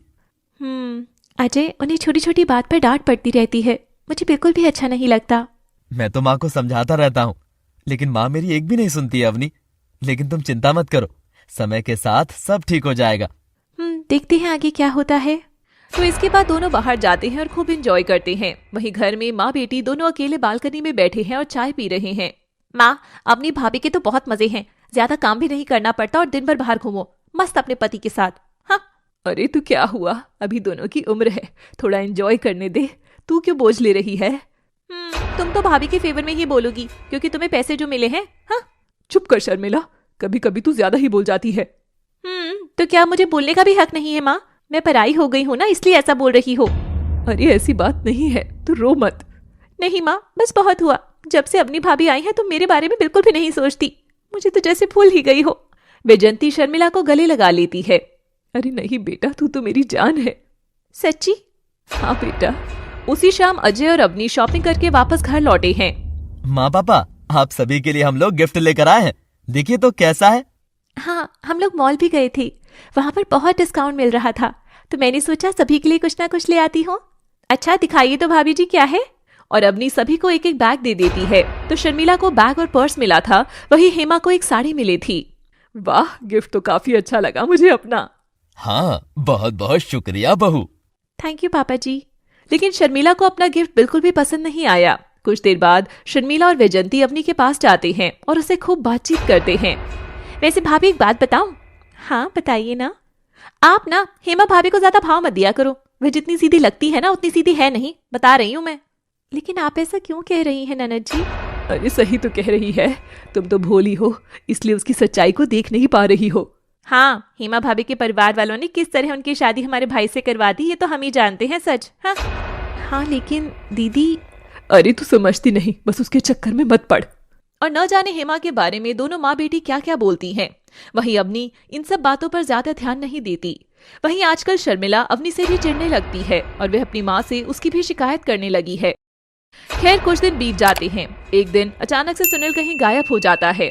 सुनील रात से घर नहीं आया था, तो अजय अपने भाई को ढूंढने के लिए बाहर से घर आया था। अरे बेटा अजय, क्या हुआ? तेरे भैया मिले या नहीं? पापा भैया का मिलना तो दूर, उनका तो कुछ अता पता भी नहीं चल रहा है कहीं से भी। क्या? हे भगवान, न जाने हमारे घर में ये सब क्या हो रहा है। आखिर जेठ जी कहाँ जा सकते हैं? ये सब हेमा की वजह से हो रहा है। हाँ, इन्हीं की वजह से है। भैया को रोज सुनना पड़ता है। लगता है इन्हीं सब चीजों से परेशान होकर वो कहीं बाहर निकल गए हैं। नहीं शर्मिला दीदी, ऐसी बात नहीं है। भला इन सब चीजों में जेठानी जी की क्या गलती है? क्या अपनी भाभी, सुनील भैया खो गए हैं लेकिन आपको अभी भी हेमा भाभी की ही चिंता है। कमाल है। शर्मिला जरा सोच समझ कर बोलो। और वैजयंती, तुम हर बात का इल्जाम हेमा पर मत लगाया करो। हाँ वही तो मैं कह रही हूँ। हाँ क्यों नहीं, देखा माँ, इस घर में कोई भी मुझे अपना नहीं मानता। पराई हो गई हूँ ना मैं कल सुबह ही यहाँ से चली जाऊंगी। बस अब जो भी कुछ करना है मुझे, मैं अपने ससुराल से ही करूंगी। अवनी, तुम्हें हमने छूट दी है, इसका मतलब ये नहीं कि तुम सिर पर चढ़ जाओ, समझी? माँ ये क्या कह रहे हो? तुम चुप रहो, जब मैं बोलती हूँ तो बीच में मत बोला करो। और इस तरह घर में काफी ड्रामा हो जाता है और सब एक दूसरे से बहस करने लगते हैं। उस समय घर में निखिल भी आ चुका था, लेकिन वह कुछ नहीं बोल रहा था। खैर सुनील की मिसिंग कंप्लेन लिखवा दी जाती है। अगले दिन निखिल और शर्मिला मार्केट से सब्जी लेकर आ रहे थे कि तभी रास्ते में वही नकाब लगाया हुआ आदमी अपनी बाइक पर उन दोनों के सामने रुकता है और उतरकर निखिल के पास जाता है। ओहो, क्या बात है, साड़ी में तो तू बिल्कुल पटाखा लगती है। आजा जाने मन। कौन हो? तभी वो आदमी शर्मिला का हाथ पकड़ने की कोशिश करता है। यहाँ से चला जा, वरना तुझे जिंदा नहीं छोड़ूंगा। तू तो नामर्द है, नामर्द। अपनी बीवी को तो संभाल नहीं सकता और बात करता है मुझे मारने की। अरे मारो इसे निखिल। और निखिल उस आदमी को मारने लगता है, लेकिन वो आदमी काफी ताकतवर था। वह निखिल को 2 बार में ही बेहोश कर देता है। कैसा पति मिला है मुझे, ये एक काम नहीं होता इसके। छोड़ूंगा नहीं तुझे। वहीं वो आदमी शर्मिला को धमकी देकर चला जाता है। शर्मिला घर वालों को कॉल कर देती है तो सभी लोग वहां पर पहुंच जाते हैं। वहीं निखिल को जल्दी से अस्पताल ले जाया जाता है। निखिल को होश आता है। शर्मिला, तुम ठीक तो हो ना? हाँ वो तो ठीक है, लेकिन दामाद जी आप तो उसके एक ही बार में ढेर हो गए। दम ही नहीं है इनमें तो। अपने पति को ऐसे क्यों बोल रही हो शर्मिला? तो शर्मिला भी मुंह बना लेती है और तभी वैजयंती के पास बिंदु की कॉल आती है और वो कॉल उठा लेती है। वैजयंती बिंदु की बात सुनने के बाद बिल्कुल शॉक्ड हो जाती है। हे राम, ये क्या कह रही है तू? क्या हुआ सासू माँ? तो बिंदु की बात सुनने के तुरंत बाद ही वैजयंती अपने बेटे अजय के साथ घर के लिए निकल जाती है। घर पहुंचने पर वे देखते हैं कि घर का सारा हुलिया बिगड़ा हुआ है। घर का सारा सामान यहाँ वहाँ फेंका हुआ पड़ा है। अरे ये सब क्या हुआ? हे भगवान, ये सब किसने किया? वो माँ जी 4 आदमी आए थे, लंबे लंबे और हट्टे कट्टे। बार बार सुनील भैया के बारे में पूछ रहे थे। बोल रहे थे कि हम लोगों ने ही उन्हें कहीं छुपा रखा है और मैंने विरोध किया तो जबरदस्ती कर सारा सामान तोड़ दिया। हे राम राम, ये क्या हो रहा है हमारे घर में? बेटा अजय, देखना क्या हो रहा है ये। माँ खुद को संभालो, आप चिंता मत करो, सब ठीक हो जाएगा माँ, मैं हूँ ना। अच्छा बिंदु, ये तो बताओ कि वो सब आखिर भैया को क्यों ढूंढ रहे थे? भैया ये तो नहीं बताया उन्होंने, वो लोग काफी जल्दी में थे। ये सब तमाशा करके वो लोग जल्द ही घर से चले गए। माँ मुझे तो लगता है कि वो लोग भैया से अपने कर्ज का पैसा वापस लेने आए होंगे, और भला कोई दुश्मन तो है नहीं हमारा। क्या मतलब भैया आपका? ये तो क्या कह रहा है? मेरा बेटा सुनील भला कर्जा क्यों लेने लगा? उसे क्या जरूरत पड़ गई ऐसी? माँ, आपको तो भैया की आदत पता ही है। आधे से ज्यादा समय तो वो घर में ही रहते हैं और शराब की आदत उनकी अभी तक छूट नहीं रही है। अरे तो कर्ज नहीं ले सकता वो तो अवनी जब से घर में आई है तब से भैया छुप छुप कर पी रही हैं, वरना उनका बस चले तो खुले में ही पीने लग जाए। चुप कर जा अजय। सुनील तेरा बड़ा भाई है, वह अभी कहीं गायब हो चुका है, मुसीबत में है, और तू उसके बारे में ऐसे बोल रहा है। शर्म आनी चाहिए तुझे। माँ, अगर आज भैया मुसीबत में है तो सिर्फ वो अपनी खुद की वजह से है, किसी और की वजह से नहीं। मुझे तुझसे कोई बात नहीं करनी, तू जा यहाँ से बस। माँ, आंखें खोल लो। तभी वैजंती अपने बेटे अजय से मुंह फेर लेती है। तो अगले दिन निखिल को अस्पताल से डिस्चार्ज कर दिया गया। वहीं कुछ घंटे बाद इंस्पेक्टर आमिर घर आते हैं। क्या हुआ इंस्पेक्टर साहब, मेरे बेटे का कुछ पता चला क्या? मिला क्या वो? मिला नहीं, लेकिन हमें एक इन्फॉर्मेशन मिली है, बस उसी के बारे में मैं आपको बताने आया हूँ। इसके अलावा हमें कुछ पूछताछ भी करनी है। हाँ, तो क्या पता चला आपको, बताइए ना सर। उनका मोबाइल जमशेदपुर के पास कहीं एक्टिव हुआ है, लेकिन ज्यादा देर के लिए नहीं हुआ, तो पूरी बात पता नहीं चल पाई है, लेकिन हमें उम्मीद है कि जल्द ही उनके बारे में पता चल जाएगा हमें। थैंक यू इंस्पेक्टर साहब, अब हमें भी कुछ उम्मीद दिख रही है। हाँ, आप उन्हें जल्द से जल्द ढूंढ दीजिए प्लीज। देखो ना अजय, जेठ जी जेठानी पर कितना जुल्म करते हैं, तब भी वो उनकी भलाई ही चाहती हैं। हाँ, अवनी बहुत अच्छी है भाभी। और सुनील के बारे में बताने के बाद इंस्पेक्टर आमिर कुछ देर तक घर वालों से कुछ पूछताछ भी करते हैं। कुछ देर बाद, अच्छा तो मैं चलता हूँ अब, आप सब चिंता मत करिएगा, हम पूरी कोशिश कर रहे हैं कि जल्द से जल्द सुनील मिल जाए हमको। जी इंस्पेक्टर साहब धन्यवाद। इंस्पेक्टर वहां से जाने लगते हैं कि तभी वैजंती भी उसके पीछे पीछे चली जाती है और घर के बाहर जाकर उसके आगे आकर रुक जाती है। क्या हुआ, आप यहाँ? अरे वो सर, मुझे आपसे कुछ बात करनी थी इसलिए आई हूँ, अंदर नहीं कर सकती थी। हाँ बताइए ना, क्या बात है? मेरे बेटे के गायब होने के बाद से मुझे तो अपनी बड़ी बहू हेमा और उसके परिवार वालों पर शक हो रहा है। ओह अच्छा, पर आपको ऐसा क्यों लग रहा है? वो मेरी बड़ी बहू अपने पति को पसंद नहीं करती थी, वह तो चाहती है कि वो कहीं गायब हो जाए, और देखो हो ही गया बेचारा।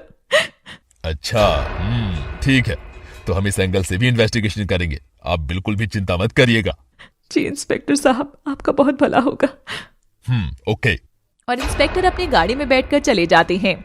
वहीं कुछ दिन और बीत जाते हैं, लेकिन सुनील का कहीं पता नहीं चलता। साथ ही वैजंती को सुनील की बहुत फिक्र हो रही थी। उसी शाम निखिल बार बार इस नकाबपोश आदमी के बारे में सोच रहा था। तो क्या शर्मिला, तुम्हें कोई आइडिया नहीं है कि वो आदमी कौन है? वो बार बार तुम्हें और अवनी भाभी को क्यों परेशान कर रहा है? नहीं, मुझे कैसे पता होगा? मैं सोच रहा हूँ कि इंस्पेक्टर आमिर को सब कुछ बता दूं। तुम पागल हो गई हो क्या? माँ की बात सुनी नहीं थी? अगर ये सब बातें घर के बाहर निकलेंगी तो घर की कितनी बदनामी होगी। लेकिन शर्मिला, सुनील की तलाश के लिए पुलिस घर आ जा रही है, वो भी कौन सा अच्छा लगता है? अरे तुम अपनी बकवास बंद करो। मेरा भाई सुनील खो गया है और मैं और अपनी भाभी दोनों अभी घर में ही है ना, तो सेफ है, कोई फायदा नहीं है। तो तुम बात का बतंगड़ मत बनाओ। नहीं शर्मिला, तुम गलत समझ रही हो। मुझे तो बस तुम्हारी चिंता है कि कहीं तुम्हें कोई रिस्क ना हो। अपना नाटक बंद करो, मैं मूवी स्टार्ट कर रही हूँ। तुम्हें मूवी देखनी है तो देखो, वरना जाओ कमरे से। हाँ। और शर्मिला टीवी ऑन कर लेती है। निखिल बेचारा उदास हो जाता है। अजय की किसी ऑफिस फंक्शन में जाने के लिए अपने रूम में तैयार हो रही है। वाह देवरानी जी, आपने तो अपना मेकअप बहुत ही अच्छा किया है। आपको तो सब काम करना आता है। अरे जेठानी जी, इतनी भी बड़ी बात नहीं है। मुझे बचपन से ही फोटो खिंचवाने का बहुत शौक था, बस इसलिए ही थोड़ा मेकअप सीख लिया। बहुत अच्छी बात है। अच्छा लाइए, मैं आपका भी थोड़ा सा मेकअप कर देती हूँ। अरे नहीं नहीं, रहने दीजिए ना देवरानी जी, मैं क्या करूँगी मेकअप करवा के। अरे क्या जेठानी जी, आप ही ना कभी तो किसी बात के लिए हाँ कर दिया करें, हर बार बस मना मना मना। अरे वो खैर अवनी कहाँ मानने वाली थी और वो उसका हल्का सा मेकअप कर देती है। लेकिन इसी बीच हेमा थोड़ा हिल जाती है तो काजल टेढ़ा लग जाता है। अरे मैं तो जजंत्रम ममंत्रम पिक्चर की चामुंडा लग रही हूँ। क्या जेठानी जी, आप तो बहुत मजाक किया है। ये बात तो मुझे पहली बार ही पता चली है। हाँ।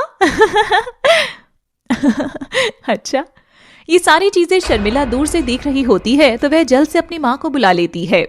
देख रही हो माँ, कितनी खिलखिलाकर हंसकर बात कर रही हैं दोनों। हाँ हाँ, अच्छे से देख रही हूँ और सुन भी रही हूँ। इन दोनों को तो सबक सिखाना ही पड़ेगा। ये काम आप मुझ पर छोड़ दीजिए माँ, देखती जाओ। थोड़ी देर बाद ही अपने अजय के साथ फंक्शन में चली गई। वहीं हेमा अपना किचन का काम निपटाने के लिए किचन में जाती है। तभी वैजंती और शर्मिला भी किचन में आती हैं। हो गया सारा काम महारानी। हाँ माँ जी, हो गया है, बस थोड़ा ही काम रह गया है, कर रही हूँ। हाँ हाँ, मस्ती में लगी रहोगी तो किचन में काम पूरा कैसे होगा? नहीं, ऐसी बात नहीं है दीदी। चुप कर और सबके लिए चाय बना, बाद में खत्म करना काम। जी माँ जी, बनाती हूँ। और हेमा सभी के लिए चाय बनाकर लाती है। वहीं शर्मिला बस उसी के आने का इंतजार कर रही थी। लाइए लाइए, चाय लाइए भाभी जान। और वो हेमा के हाथ से कप अपने हाथ में लेने लगती है, लेकिन तभी वो बैलेंस बिगड़ने का नाटक करती है और सभी गर्म चाय की प्यालियां हेमा के हाथों पर गिरा देती है। सॉरी भाभी जी, वो अचानक से मेरे कान में दर्द होने लगा, बैलेंस बिगड़ गया। अरे शर्मिला, तू ठीक तो है ना? अरे हेमा का तो हाथ जल गया है, शर्मिला को क्या पूछ रही हो? हेमा को काफी जलन हो रही थी और उसके दोनों हाथ जल गए थे। हाँ, मेरी बेटी के कान में दर्द हो रहा है, आपको इसकी नहीं पड़ी, लेकिन अपनी बहू की पड़ी है। हाँ। अरे लेकिन छोड़ो तुम तो। और आनंद जाकर फ्रिज से बर्फ लाता है और हेमा के हाथ पर लगा देता है। पापा जी, बहुत बहुत शुक्रिया। कोई बात नहीं बेटा। अच्छा वैजयंती, शर्मिला को डॉक्टर को दिखाने ले चलते हैं, जल्दी चलो, कान का दर्द भी बुरा होता है। नहीं, आप अपनी बहू को ही देखिए, मेरी चिंता करने की कोई जरूरत नहीं है आपको। और दोनों माँ बेटी गुस्सा होकर दूसरे कमरे में चली जाती हैं। अगली सुबह अवनी देखती है कि हेमा के दोनों हाथ जले हुए हैं। अरे जेठानी जी, ये सब? हे भगवान, वो गलती से मैंने गरम गरम पानी में हाथ डाल लिया था तो बस जल गए हाथ। लेकिन आपने ऐसा क्यों किया जेठानी जी? वो मेरी एक सहेली ने बताया था कि ऐसा करने से हाथों का दर्द ठीक हो जाता है। सुबह से दर्द हो रहा था ना देवरानी जी, बस इसलिए ही सोचा सिकाई कर लूं, पर पानी थोड़ा ज्यादा गर्म था, बस गलती हो गई। अरे जेठानी जी, ध्यान रखा करिए ना, आप भी बिल्कुल केयरलेस हैं। आगे से ध्यान रखूंगी। और तभी वहां वैजयंती आ जाती है। क्या हुआ, नाश्ता बना कि नहीं? बातें मार रही हो। इतनी देर हो गई, अभी तक नाश्ता भी नहीं बना, मुझे कॉलेज जाना है आज। वो बस बन गया दीदी। लेकिन मम्मी जी, जेठानी जी के हाथ तो जल गए हैं, वे जल्दी जल्दी काम कैसे कर पाएंगी? देखो अवनी, इस घर का नियम है, जिसका जो काम है उसे ही करना पड़ेगा, फिर चाहे जो भी हुआ हो। लेकिन मम्मी जी, ये तो नाइंसाफी हुई ना। अच्छा, तो अब हमें सिखाओगी तुम नियम कानून? हाँ। और तभी वहां फिर से 4 गुंडे घर में आ जाते हैं, जो पहले भी आए थे। सब घबरा जाते हैं। लगता है तुम सबको मौत से डर नहीं लगता है ना? कौन हो तुम सब और क्या चाहते हो? क्यों आए हो यहाँ? और वो आदमी आनंद को जोर का धक्का देकर नीचे गिरा देता है। तो अब क्या होने वाला है आगे? क्या ये 4 आदमी अवनी और उसके ससुराल वालों को कोई नुकसान पहुंचाएंगे? जानने के लिए देखिएगा रिश्ते सीरियल का एपिसोड नंबर 5। तो उनमें से एक गुंडे ने आनंद को जोर से धक्का दे दिया था। इसके कारण आनंद दूर जाकर गिरता है। हे भगवान! पापा, आप ठीक है ना? तुम लोगों को मैं छोड़ूंगा नहीं। ये तुम लोगों ने अच्छा नहीं किया। आखिर क्या चाहते हो तुम लोग? हम चाहते हैं कि तुम लोग हमें जल्दी से सुनील का पता बता दो, वरना उसके साथ साथ तुम लोगों को भी टपका देंगे। लेकिन हमें उनका कोई भी अता पता नहीं मालूम। हमें नहीं मालूम कि इस वक्त वो कहाँ है। प्लीज तुम लोग हमें परेशान करना छोड़ दो। ज्यादा नाटक करने की कोशिश मत करो। हमें पता है कि तुम सब जानते हो कि वो कहाँ है। उसके ऊपर पूरे 35 लाख का कर्जा है, समझे? क्या? नहीं, ये झूठ है। चुप कर बुढ़िया। अगर उसने 4 दिन के अंदर पैसा ना लौटाया तो उसका तो बुरा होगा ही, लेकिन इसके साथ साथ तुम लोगों का भी काम तमाम होगा, समझे? उनकी यह धमकी सुनकर घर वाले बुरी तरह से डर जाते हैं। तो अब तुम लोगों को सच्चाई पता चल गई है ना? बस 4 दिन का और वक्त है तुम लोगों के पास। बोलते बोलते गुस्से में वो बदमाश आदमी पास में रखे हुए लैंप को जोर से तोड़ देता है। और हाँ, पुलिस के पास जाने की कोशिश भी मत करना, वरना तुम सबका वो हश्र करूंगा कि 7 जन्मों तक याद रखोगे। चलो अब दोबारा जल्दी आएंगे। और सभी गुंडे वहां से चले जाते हैं। वहीं दूसरी ओर अवनी के ससुराल वाले बहुत डर जाते हैं। हे भगवान, इतना सारा कर्जा कैसे चुकाएंगे माँ हम लोग? देखा माँ, मैंने कहा था ना कि भैया ने जरूर कुछ गड़बड़ करी होगी। अब देखो ना, हमें कैसे दिन देखने पड़ रहे हैं उनकी वजह से। पहले तो अच्छा था मेरा बेटा, अचानक से पता नहीं उसे क्या हो गया है। अरे माँ, अब तो उनकी गलतियों पर पर्दा डालना बंद करो। अब आप बताओ कि 4 दिन में हम लोग इतने सारे पैसों का इंतजाम कहाँ से करेंगे? हाँ, और घर में इतनी सारी लेडीज है, कहीं वो उनके साथ कुछ गलत ना कर दे। मुझे तो इसी बात की चिंता हो रही है। नहीं पापा जी, कुछ भी गलत नहीं होगा। हम इंस्पेक्टर आमिर से बात करेंगे। अजय, जल्दी से कॉल लगाओ और उनको सारी बात बता दो। तुम पागल हो गई हो क्या? तुम्हें पता नहीं उसने क्या कहा था? हाँ, अपनी भाभी तो हम लोगों को और भी मुसीबत में डलवाना चाहती है। देखिए मम्मी जी, दीदी, अगर हमने ऐसा नहीं किया तो हो सकता है वो लोग हम में से किसी को वाकई में नुकसान पहुंचा दें। फिर क्या करेंगे? फिर पुलिस बिन बुलाए ही आ जाएगी। क्या फायदा, इतनी नौबत ही ना आने दो। तो अजय अपनी पत्नी की बात मानता है और इंस्पेक्टर आमिर को कॉल करके सारी बात बता देता है। मेरी बात हो गई है इंस्पेक्टर से, उन्होंने कहा है कि वो सब सही कर देंगे। हाँ, अब डरने की कोई जरूरत नहीं है। खैर 4 दिन बाद वो गुंडे फिर से उनके घर में घुस जाते हैं। उस वक्त अजय घर पर नहीं था। हुआ इंतजाम या टपका डालूं किसी को? नहीं नहीं, हो गया है। जाइए जी, पैसे लेकर आइए। हाँ, जा रहा हूँ। तो आनंद एक बैग लेकर आता है। लाओ लाओ, जल्दी लाओ। ये लो, अभी हमारे पास सिर्फ 10 लाख रुपए ही है, बाकी पैसों का इंतजाम होते ही दे देंगे। अरे बुड्ढे, तेरे को बहुत चर्बी चढ़ी है क्या? हमको 10 लाख में निपटाने की सोच रहा है, हैं? चल जरा कुछ मस्ती करते हैं इस घर की हसीनाओं के साथ। तभी एक गुंडा हेमा का हाथ पकड़ लेता है। बहुत सुंदर है तू जाने मन। हमें छोड़ दीजिए, छोड़ दो हमें। अरे अरे, तुम तो अभी से डर गई। मैंने तो कुछ किया भी नहीं, बस तुम्हारा हाथ ही तो पकड़ा है। हाँ हाँ, तो देरी किस बात की, कुछ कर देना। छोड़ दो मेरी बहू को। तभी अवनी को बहुत गुस्सा आता है और वह जाकर उस गुंडे को जोर का तमाचा मारती है। हम कुछ बोल नहीं रहे तो इसका मतलब ये नहीं तुम लोग जो मन में आए वो करोगे। तूने मुझे तमाचा मारा? रुक, अभी तुझे बताता हूँ। और वह गुंडा अवनी को जोरदार तमाचा मार देता है। इसके बाद उसे बालों से पकड़ता है। देखा, मुझसे पंगा लेने का नतीजा तेरी तो। वो अपनी को जमीन पर धकेलने ही वाला होता है कि वैजयंती बीच में बोल पड़ती है। नहीं, ऐसा मत करो, मैं बताती हूँ सुनील कहाँ है। तुम्हें सुनील से मतलब है ना, हम सबको छोड़ दो।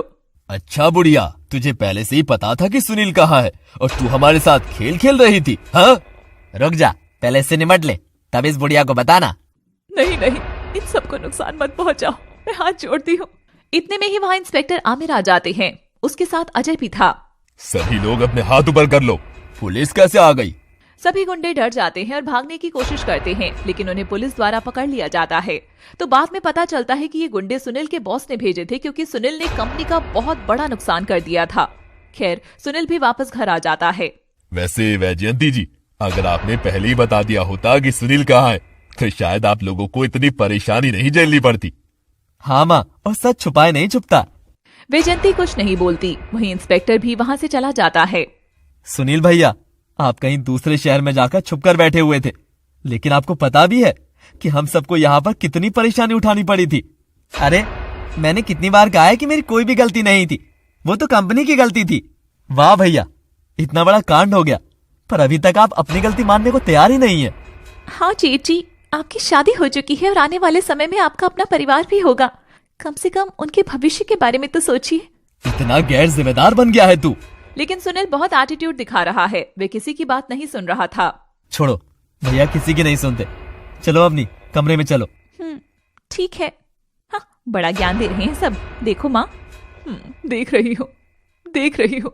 क्या करूँ, अभी सुनील की गलती है ना, इसलिए कुछ बोल भी नहीं सकती मैं। तभी हेमा वैजयंती के पास आती है। माँ जी, वो आटा खत्म हो गया है, तो भी खाने में क्या बनेगा? अरे मुझे बनाकर खा जा, यहाँ मेरा दिमाग खराब है और तुझे खाने की पड़ी है। जब देखो खाना खाना, गवार जाहिल कहीं की, निकल जा यहाँ से। और वैजयंती उसे धक्का दे देती है, जिसके कारण हेमा नीचे गिर जाती है। लेकिन 2 मिनट हो जाते हैं, हेमा उठती ही नहीं है। अरे शर्मिला, इसको क्या हो गया, उठ क्यों नहीं रही है? अरे हेमा भाभी उठो, क्या हो गया है आपको, उठो ना। अरे ये तो बेहोश हो गई है, अब क्या हुआ इसे?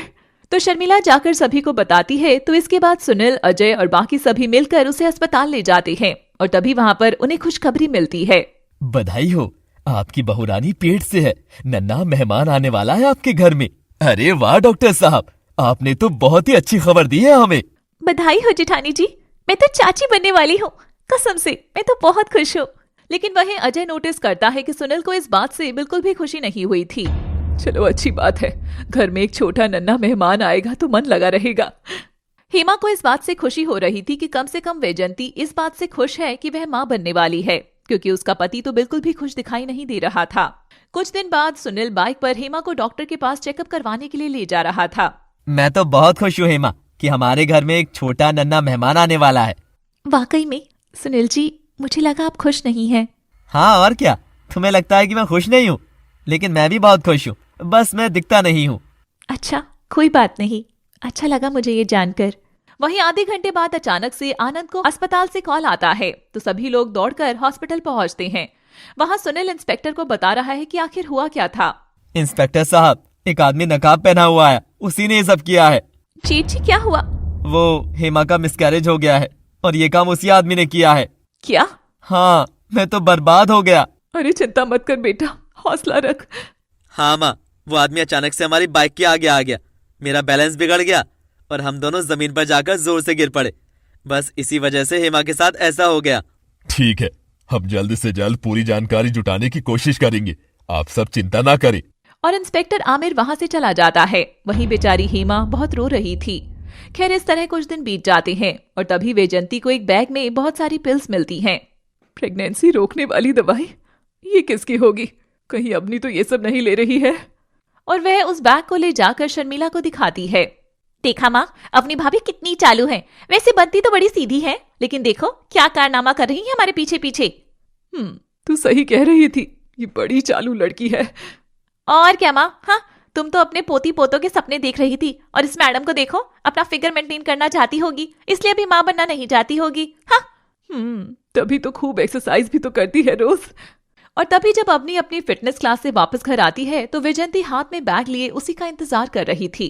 तो वैजयंती बेवजह ही अपनी को न जाने क्या क्या सुनाना शुरू कर देती है। अपनी? किसका है ये बैग? पता नहीं, मेरा तो नहीं है मम्मी जी।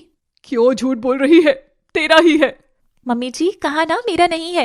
वैजयंती बहुत गुस्से में अपनी को काफी कुछ गलत सुना देती है, इसलिए अपनी को भी गुस्सा आ जाता है क्योंकि उसकी कोई भी गलती नहीं थी, लेकिन फिर भी वो चुपचाप सुनती रहती है। मम्मी जी मैं फिर से कह रही हूँ, ये बैग मेरा नहीं है। मैंने इस बैग को कभी देखा तक भी नहीं है। माँ जी, देवरानी जी बार बार कह रही हैं ये बैग उनका नहीं है, तो उनका नहीं होगा ना? हाँ, आप समझाइए ना सासू माँ को। हाँ, दोनों ही एक जैसी हो और मुझे समझाने चली हो। हाँ माँ, दोनों बहुएं एकजुट हो गई हैं। ये दोनों तो तुम्हें ही घर से बाहर निकाल देंगी और फिर बाद में मुझे भी। उन सब का शोर सुनकर आनंद भी वहां आ जाता है। मैंने सोचा था कि हर घर में लड़ाई झगड़े तो होते ही रहते हैं, लेकिन मैं देख रहा हूँ कि ये लड़ाई झगड़े तो रुकने का नाम ही नहीं ले रहे हैं। आ गए आप फिर से अपनी बहू की साइड लेने के लिए? हाँ, आइए आइए। मैं साइड नहीं ले रहा हूँ वैजयंती, मैं तुम दोनों को समझाने की कोशिश कर रहा हूँ कि हमारे इस प्यारे से परिवार को मत उजाड़ो। वाह, क्या दिन देखने पड़ रहे हैं। पहले तो आपने कभी भी मुझसे इस तरीके से बात नहीं की थी, लेकिन आज देखो इन दो नई लड़कियों की वजह से मुझे इतना सुना रहे हो। ये तुम कैसी बातें कर रही हो वैजयंती? ये तुम्हारी बहुएं हैं, क्या तुम नहीं चाहती कि तुम्हें जीवन भर अपनी बहुओं का सुख मिले? बस करिए, मुझे आपसे ये उम्मीद नहीं थी। मुझे लगा था कि आप मेरा साथ देंगे। मैं हमेशा तुम्हारे साथ था और हूँ। नहीं नहीं, रहने दो। अगर आप मेरे साथ होते तो ऐसी बात ना करते। पापा, आपने ये अच्छा नहीं किया, मेरी माँ को रुला दिया। और शर्मिला अपनी माँ को चुप करवाने लग जाती है। मम्मी जी मत रोइए प्लीज। हाँ माँ जी, ड्रामा मत करो अब।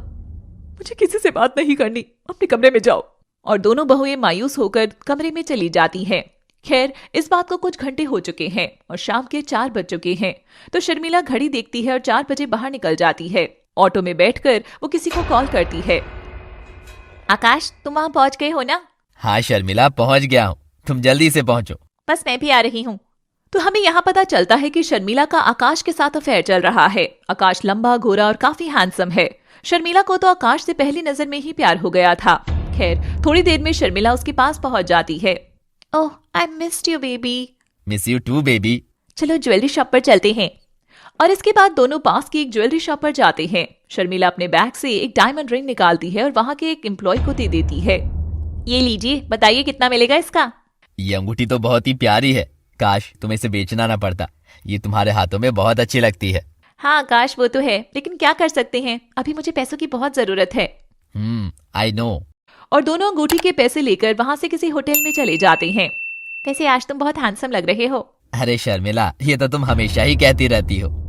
क्यों ना कहूँ, तुम हो ही इतने हैंडसम। दोनों खूब बातें करते हैं।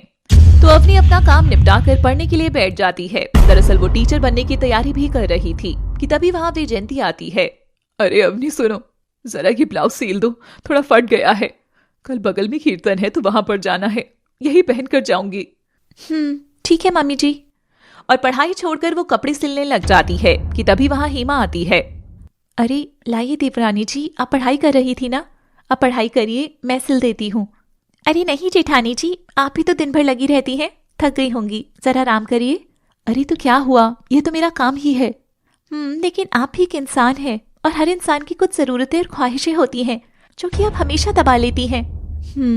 तो आखिर मैं कर भी क्या सकती हूँ देवरानी जी? आप बहुत कुछ कर सकती हैं।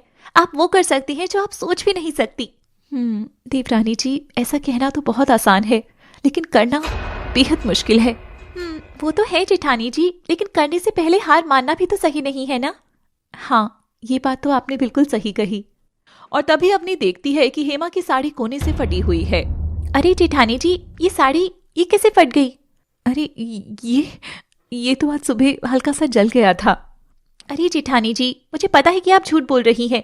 देखने पर साफ पता चल रहा है कि ये फटा हुआ है, ना कि जला हुआ। बताइए ना, क्या बात है आखिर?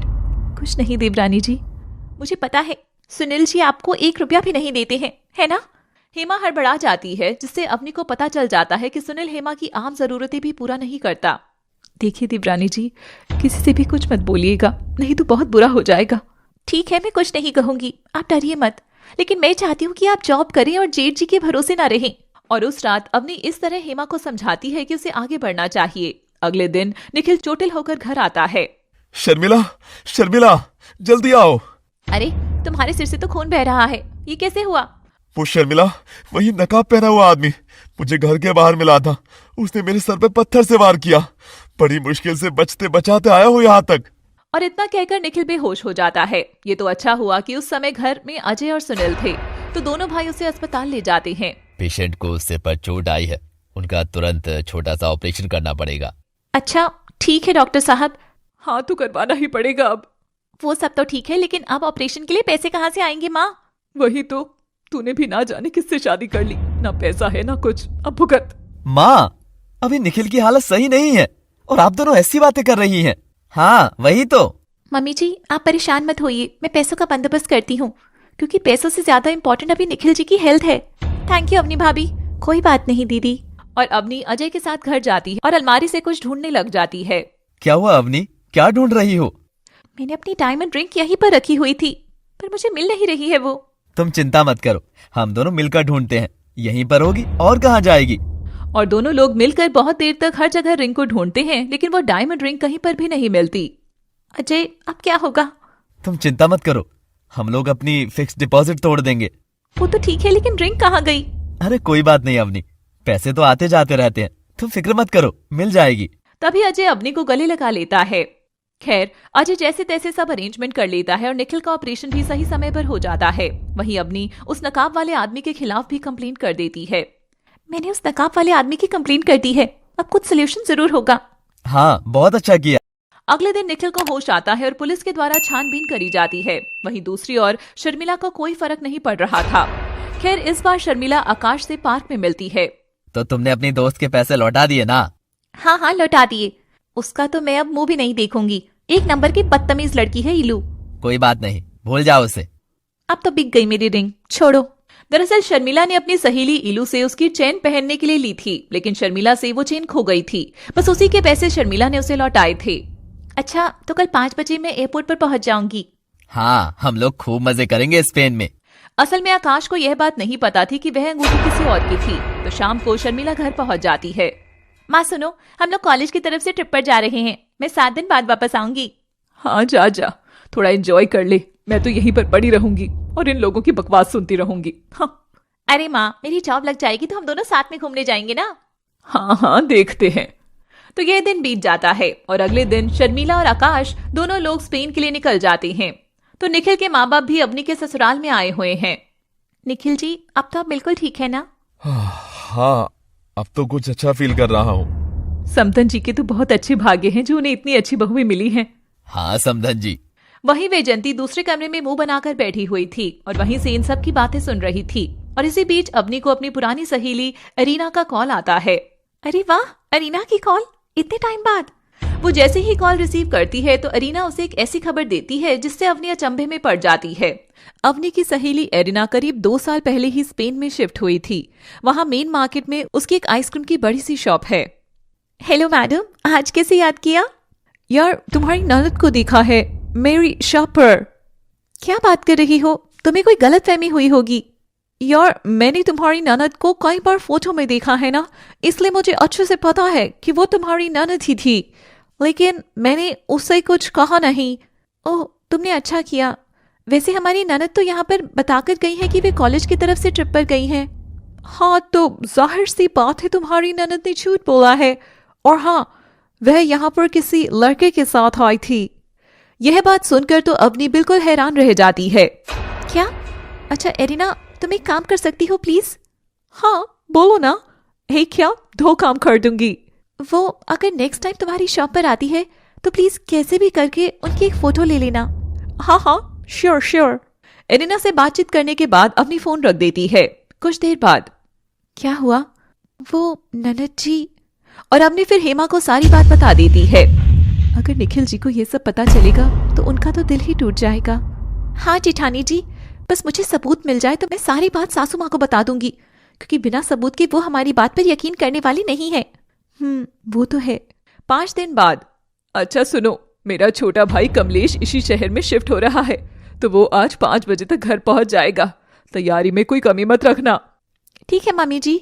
कमलेश वेजंती की मासी का लड़का है। उसकी उम्र करीब 45 साल है, लेकिन उसने अभी तक शादी नहीं की है। हाँ माँ जी, उन्हें जो जो पसंद है आप हमें बता दीजिए, हम वही वही बना देंगे। ठीक है। हाँ अम्मा जी, मेरे लायक भी जो काम हो बता देना। तभी आधे घंटे बाद एरिना अवनी को फोटो भेज देती है। दोनों देवरानी जेठानी अपनी ननद की फोटो देखकर बिल्कुल हैरान रह जाते हैं, और अभी तो न जाने उनको क्या क्या देखना बाकी था। हे भगवान, ननद जी का तो फेयर चल रहा है, लेकिन देवरानी जी सासू माँ हमारी बात पर यकीन करेंगी या नहीं? लेकिन जेठानी जी बताना तो पड़ेगा ही, क्योंकि निखिल को अंधेरे में रखना अच्छा नहीं होगा। वो तो है। और अवनी जाकर सभी को ये सारी बात बता देती है और फोटो भी दिखा देती है, जिसमें शर्मिला और आकाश साथ थे। निकल जा, निकल जा, मेरे घर से मेरी बेटी पर ऐसे बेहुदा इल्जाम लगा रही है तू। माँ जी, आप मुझ पर नहीं लेकिन इस फोटो पर तो यकीन कीजिए। वही निखिल टेंशन में आ गया है। ये फोटो झूठी है, मैं नहीं मानती। पापा जी, आप मम्मी जी को समझाइए ना। बेटा एक बार शर्मिला को आने दे, तब उससे खुद ही पूछ लेंगे। क्या पूछोगे उससे? हाँ, क्या कर रहे हो आप ये? यही कि क्या ये बात सच है? हाँ, इसका मतलब है कि तुमको अपनी बेटी पर एक पैसे का विश्वास नहीं है। बाहर की आई लड़की कुछ भी बोल देगी और उस पर तुम आराम से यकीन कर लोगे। वाह वाह वाह। वैजयंती, ये तुम्हारी बहू है। एक काम करती हूँ, मैं इस घर से चली जाती हूँ, तब शायद इस घर में शांति हो जाएगी। जब से यह लड़की हमारे घर में आई है तब से हम सबका जीना हराम कर दिया है। और अपनी सासू माँ के मुंह से ऐसी बातें सुनकर अवनी बहुत रोती है और अपने कमरे में चली जाती है। हे भगवान, मैंने ऐसी क्या गलती कर दी जो मुझे आप ये सजा दे रहे हैं? और तभी हेमा उसके कमरे में आती है। रोइए मत देवरानी जी, आप एक स्ट्रॉन्ग वुमेन है, आपको ये सब शोभा नहीं देता। आप तो हमेशा मुझे भी यही बातें सिखाती है ना, तो फिर क्यों रो रही है? हाँ जेठानी जी। वही निखिल इस बात से बहुत टेंशन में आ जाता है और घर से बाहर चला जाता है। तो वहीं 5 बज जाते कमलेश भी वैजयंती के घर में आ जाता है। अरे दीदी, ये लो तुम्हारी मनपसंद रसमलाई, तुम्हें बहुत पसंद है ना ये? अरे वाह मेरे भाई, तुझे तो अब तक सारी बातें याद हैं। हाँ वाकई में। और कैसा रहा सफर? हाँ, सफर तो कुछ अच्छा नहीं रहा, कमर पूरी टेढ़ी हो गई है। अच्छा, तो तू हाथ मुंह धो ले जल्दी से और खाना खाकर आराम से लेट जा। आज तेरे मनपसंद का खाना बनाया है मैंने। अरे बहुत बहुत शुक्रिया दीदी। और इस दोनों के बाद दोनों भाई बहन बैठकर खाना पीना करते हैं। तभी अचानक रात 11 बजे सुनील हेमा को मारने पीटने लगता है। अरे ये सब क्या हो रहा है? पता है ना घर में मेहमान आए हैं, तब भी पागल हो गया है क्या? अरे माँ देखो तो हेमा क्या कह रही है। अरे बहू ने ऐसा क्या कह दिया जो तू उसे ऐसे मार रहा है? तुझे शर्म नहीं आती? हे भगवान, बेचारी का क्या हाल कर दिया है। जेठ जी, आपको थोड़ी सी भी शर्म नहीं आई? अरे तू चुप रह, तेरी वजह से ये सब हो रहा है। तेरी वजह से आज मेरी बीवी नौकरी करना चाहती है। छी भैया, आपको मान गया मैं, नीचता की भी हद होती है। बस इतनी सी बात के लिए आपने भाभी पर हाथ उठा दिया। हाँ तो तू इतना नीचे गिर जाएगा ये मुझे मालूम नहीं था। अजय, ये पहली बार नहीं है कि जेठ जी जेठानी पर हाथ उठा रहे हैं। मैंने तो कई बार उनके चेहरे पर निशान देखे हैं। तो क्या हुआ, ये मेरी बीवी है, मैं उसके साथ जो भी करूं तुझे क्या? खुद तो बिगड़ी हुई है और मेरी बीवी को भी चली है बिगाड़ने। हैं भैया? और दोनों भाई में खूब बहस होती है। अरे मत लड़ो, इस बात को आराम से बैठकर भी तो सुलझाया जा सकता है ना। कमलेश मामा, आपको नहीं पता है कि सुनील भैया कितने बिगड़ गए हैं, और माँ भैया को कुछ भी नहीं कहती है। वहीं अवनी इस हालत पर बहुत रोती है। संभालिए देवरानी जी। ठीक है, मेरी इस घर में कोई भी इज्जत नहीं है, तो मैं ये घर छोड़कर चला जाता हूँ। अरे बेटा, तुझे कहीं जाने की कोई जरूरत नहीं है, ये तेरा घर भी है। वही तो। नहीं माँ, ये घर तो सिर्फ अजय का है। मैं तो बुरा हूँ, पापी हूँ, दुष्ट हूँ। अरे बेटा, यह सब भले ही तेरे खिलाफ है, लेकिन मैं तो तेरे खिलाफ नहीं हूं ना। अपनी माँ के बारे में सोच, मैं तेरे बिना कैसे रहूंगी। हाँ? नहीं माँ, अब बात मेरी इज्जत पर बनाई है। अब मैं जा रहा हूँ ये घर छोड़कर। और सुनील गुस्से में घर से निकल जाता है और अपने शराबी दोस्तों के पास चला जाता है, जहां वह रात भर बैठकर जुआ खेलता है। हे भगवान, मेरा घर टूट गया। आनंद कुछ नहीं बोलता और अपने कमरे में जाकर लेट जाता है। तो अगले दिन शर्मिला स्पेन से वापस आ गई है। तभी आनंद उससे आकाश के बारे में पूछता है तो शर्मिला साफ साफ मना कर देती है। अरे पापा, आप तो जानते हैं कि अपनी भाभी कितनी तेज है। बस आप दोनों को मेरे खिलाफ करना चाहती हैं। अरे आकाश तो सिर्फ मेरा दोस्त है। अच्छा, तो उसे ऐसा करके क्या मिलेगा भला? क्योंकि वे नहीं चाहती कि मैं इस घर में रहूं और वह सारी की सारी प्रॉपर्टी अपने नाम करना चाहती है। उनकी बातें सुनकर अवनी वहां आती है। देखिए ननद जी, मैं ज्यादा तो कुछ नहीं कहूंगी, लेकिन बस यही कहूंगी कि आपको जो भी करना है वो सोच समझ के ही करिएगा। क्यों? क्योंकि आपकी जिंदगी से एक और इंसान की जिंदगी जुड़ी हुई है। आप दोनों ने लव मैरिज की थी, तो आप समझ सकती हैं कि निखिल आपसे कितना प्यार करते हैं। और इतना कहकर अवनी वहां से चली जाती है। माँ पापा, यकीन कीजिए, ऐसा कुछ भी नहीं है। हाँ हाँ, मुझे मालूम है। मेरा बेटा तो जा चुका है, लेकिन अब तुझे नहीं खोना चाहती मैं। जिसे जो बोला है बोलने दे। वही रात में अवनी निखिल को काफी देर से कॉल लगा रही थी, लेकिन उसका कॉल नहीं उठ रहा था। अब जो भी करना होगा हमें ही करना होगा अवनी। हाँ अजय। और दोनों आकाश से मिलकर उससे बात करने की सोचते हैं। तो अगले दिन इंस्पेक्टर आमिर अवनी के ससुराल में आते हैं और उन्हें एक परेशान करने वाली न्यूज देते हैं। मिस्टर आनंद, हमें पता चल गया है कि आपकी बहू का वो हाल किसने किया था। क्या? इंस्पेक्टर साहब, कौन था वो? इंस्पेक्टर साहब बताइए, आखिर कौन था वो जिसने इतना घिनौना काम किया? आपको जानकर हैरानी होगी कि वो काम किसी और ने नहीं, बल्कि आपके बड़े बेटे सुनील ने ही किया है। अरे इंस्पेक्टर साहब, ये आप क्या कह रहे हैं? आपके पास कोई सबूत है क्या? देखिए वैजयंती जी, हम बिना सबूत के बात नहीं करते हैं। बता दूं कि हमें उसके खिलाफ स्ट्रॉन्ग एविडेंस मिले हैं। आखिर उन्होंने ये सब क्यों किया? अब ये तो सुनील ही बता सकता है। तो इंस्पेक्टर वहीं बैठकर सुनील का इंतजार करते हैं और कुछ घंटे बाद सुनील घर आ जाता है।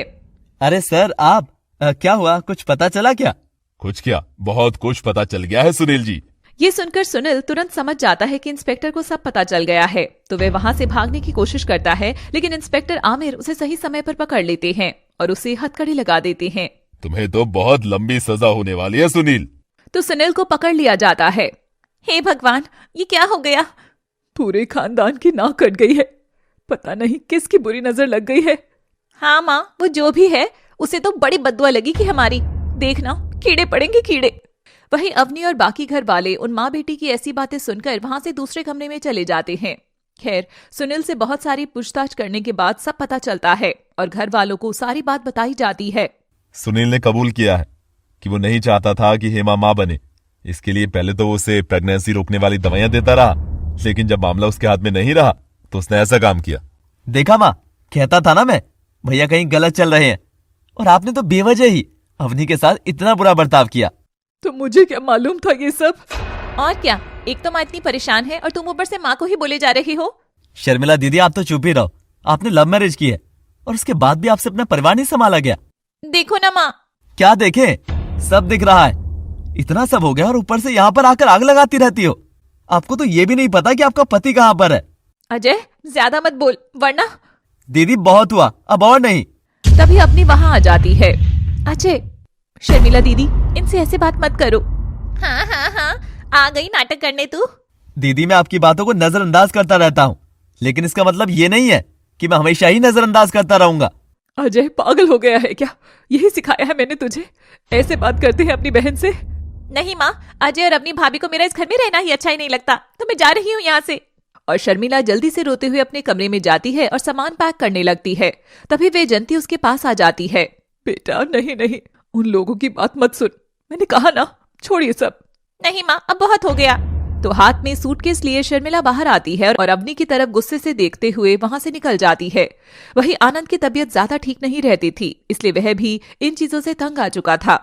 क्या हो गया है ये सब? समझ नहीं आता कि आखिर किस किस को क्या क्या कहूँ मैं। ये बस आपकी बहुओं की वजह से ही हुआ है। तो अगले दिन अजय और अवनी बाहर आकाश से मिलने जाते हैं। मैंने बड़ी मुश्किल से उसकी इन्फॉर्मेशन वगैरह निकाली है। अजीत ने बताया है कि वो अभी किसी रेस्टोरेंट के बाहर है। You are a genius Ajay. चलो अब जल्दी वहां पर पहुंचते हैं। दोनों वहां पर पहुंच जाते हैं। वहां आकाश बैठकर कोने वाली टेबल पर कॉफी पी रहा था कि तभी दोनों पति पत्नी उसके पास जाते हैं और आकाश उन्हें देखकर चौंक जाता है। आप यहाँ? डोंट वरी आकाश, हम तुमसे लड़ाई करने नहीं आए हैं, हम बस तुमसे कुछ बात करना चाहते हैं। हाँ बोलिए। आकाश देखो, हमें पता है कि तुम शर्मिला को चाहते हो, लेकिन आकाश मैं समझता हूँ कि तुम एक समझदार आदमी हो। तुम अपनी वजह से किसी और का घर टूटने नहीं दोगे ना, है ना? ये आप दोनों क्या बोल रहे हैं? मुझे कुछ भी समझ में नहीं आ रहा है। देखो आकाश, अब सब कुछ तुम्हारे हाथ में है। मेरी बहन शर्मिला का घर टूटने से बचा लो प्लीज। हाँ आकाश, तुम्हें नहीं पता कि शर्मिला जी के पति का क्या हाल हो रहा है। वो तो 2 दिन से कॉल भी नहीं उठा रही हैं। लेकिन वो एक अच्छा इंसान नहीं है, वो शर्मिला के लायक ही नहीं है। वो तो मारता पीटता भी है उसे। आकाश ऐसा इसलिए कह रहा था क्योंकि शर्मिला ने उसे अपने पति के बारे में हमेशा बुरा ही बताया था। नहीं आकाश, ऐसा बिल्कुल भी नहीं है। तुम्हें झूठ बताया गया है, इस बात में एक भी सच्चाई नहीं है। हाँ, हम जानते हैं उन्हें, आखिर वो मेरी नंद है। और दोनों मिलकर शर्मिला और निखिल की सारी बात बता देते हैं। वहीं आकाश को निखिल के लिए अच्छा नहीं लग रहा था और वह हैरान था कि शर्मिला ने उसे झूठ बोला था। निखिल के साथ बहुत गलत हो रहा है, लेकिन आगे नहीं होगा, चिंता मत करिए। मुझे पता था कि आप जरूर समझ जाएंगे।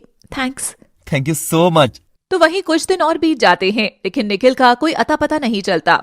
तो कुछ ही दिनों बाद अचानक शर्मिला रोते हुए अपने मायके वापस आती है।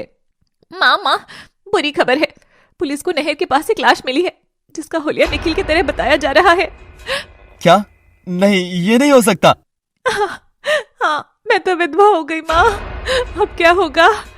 अरे रो मत बेटी, अनहोनी को कौन टाल सकता है, चुप हो जा। वहीं अवनी और हेमा भी उसको सांत्वना देती हैं। खैर, निखिल अब दुनिया छोड़ चुका था। तो एक दिन बिंदु गैस पर दूध रखकर खड़ी थी और उसके सामने दूध उबल रहा है, लेकिन उसका ध्यान तो कहीं और है। और तभी वहां पर अवनी आ जाती है।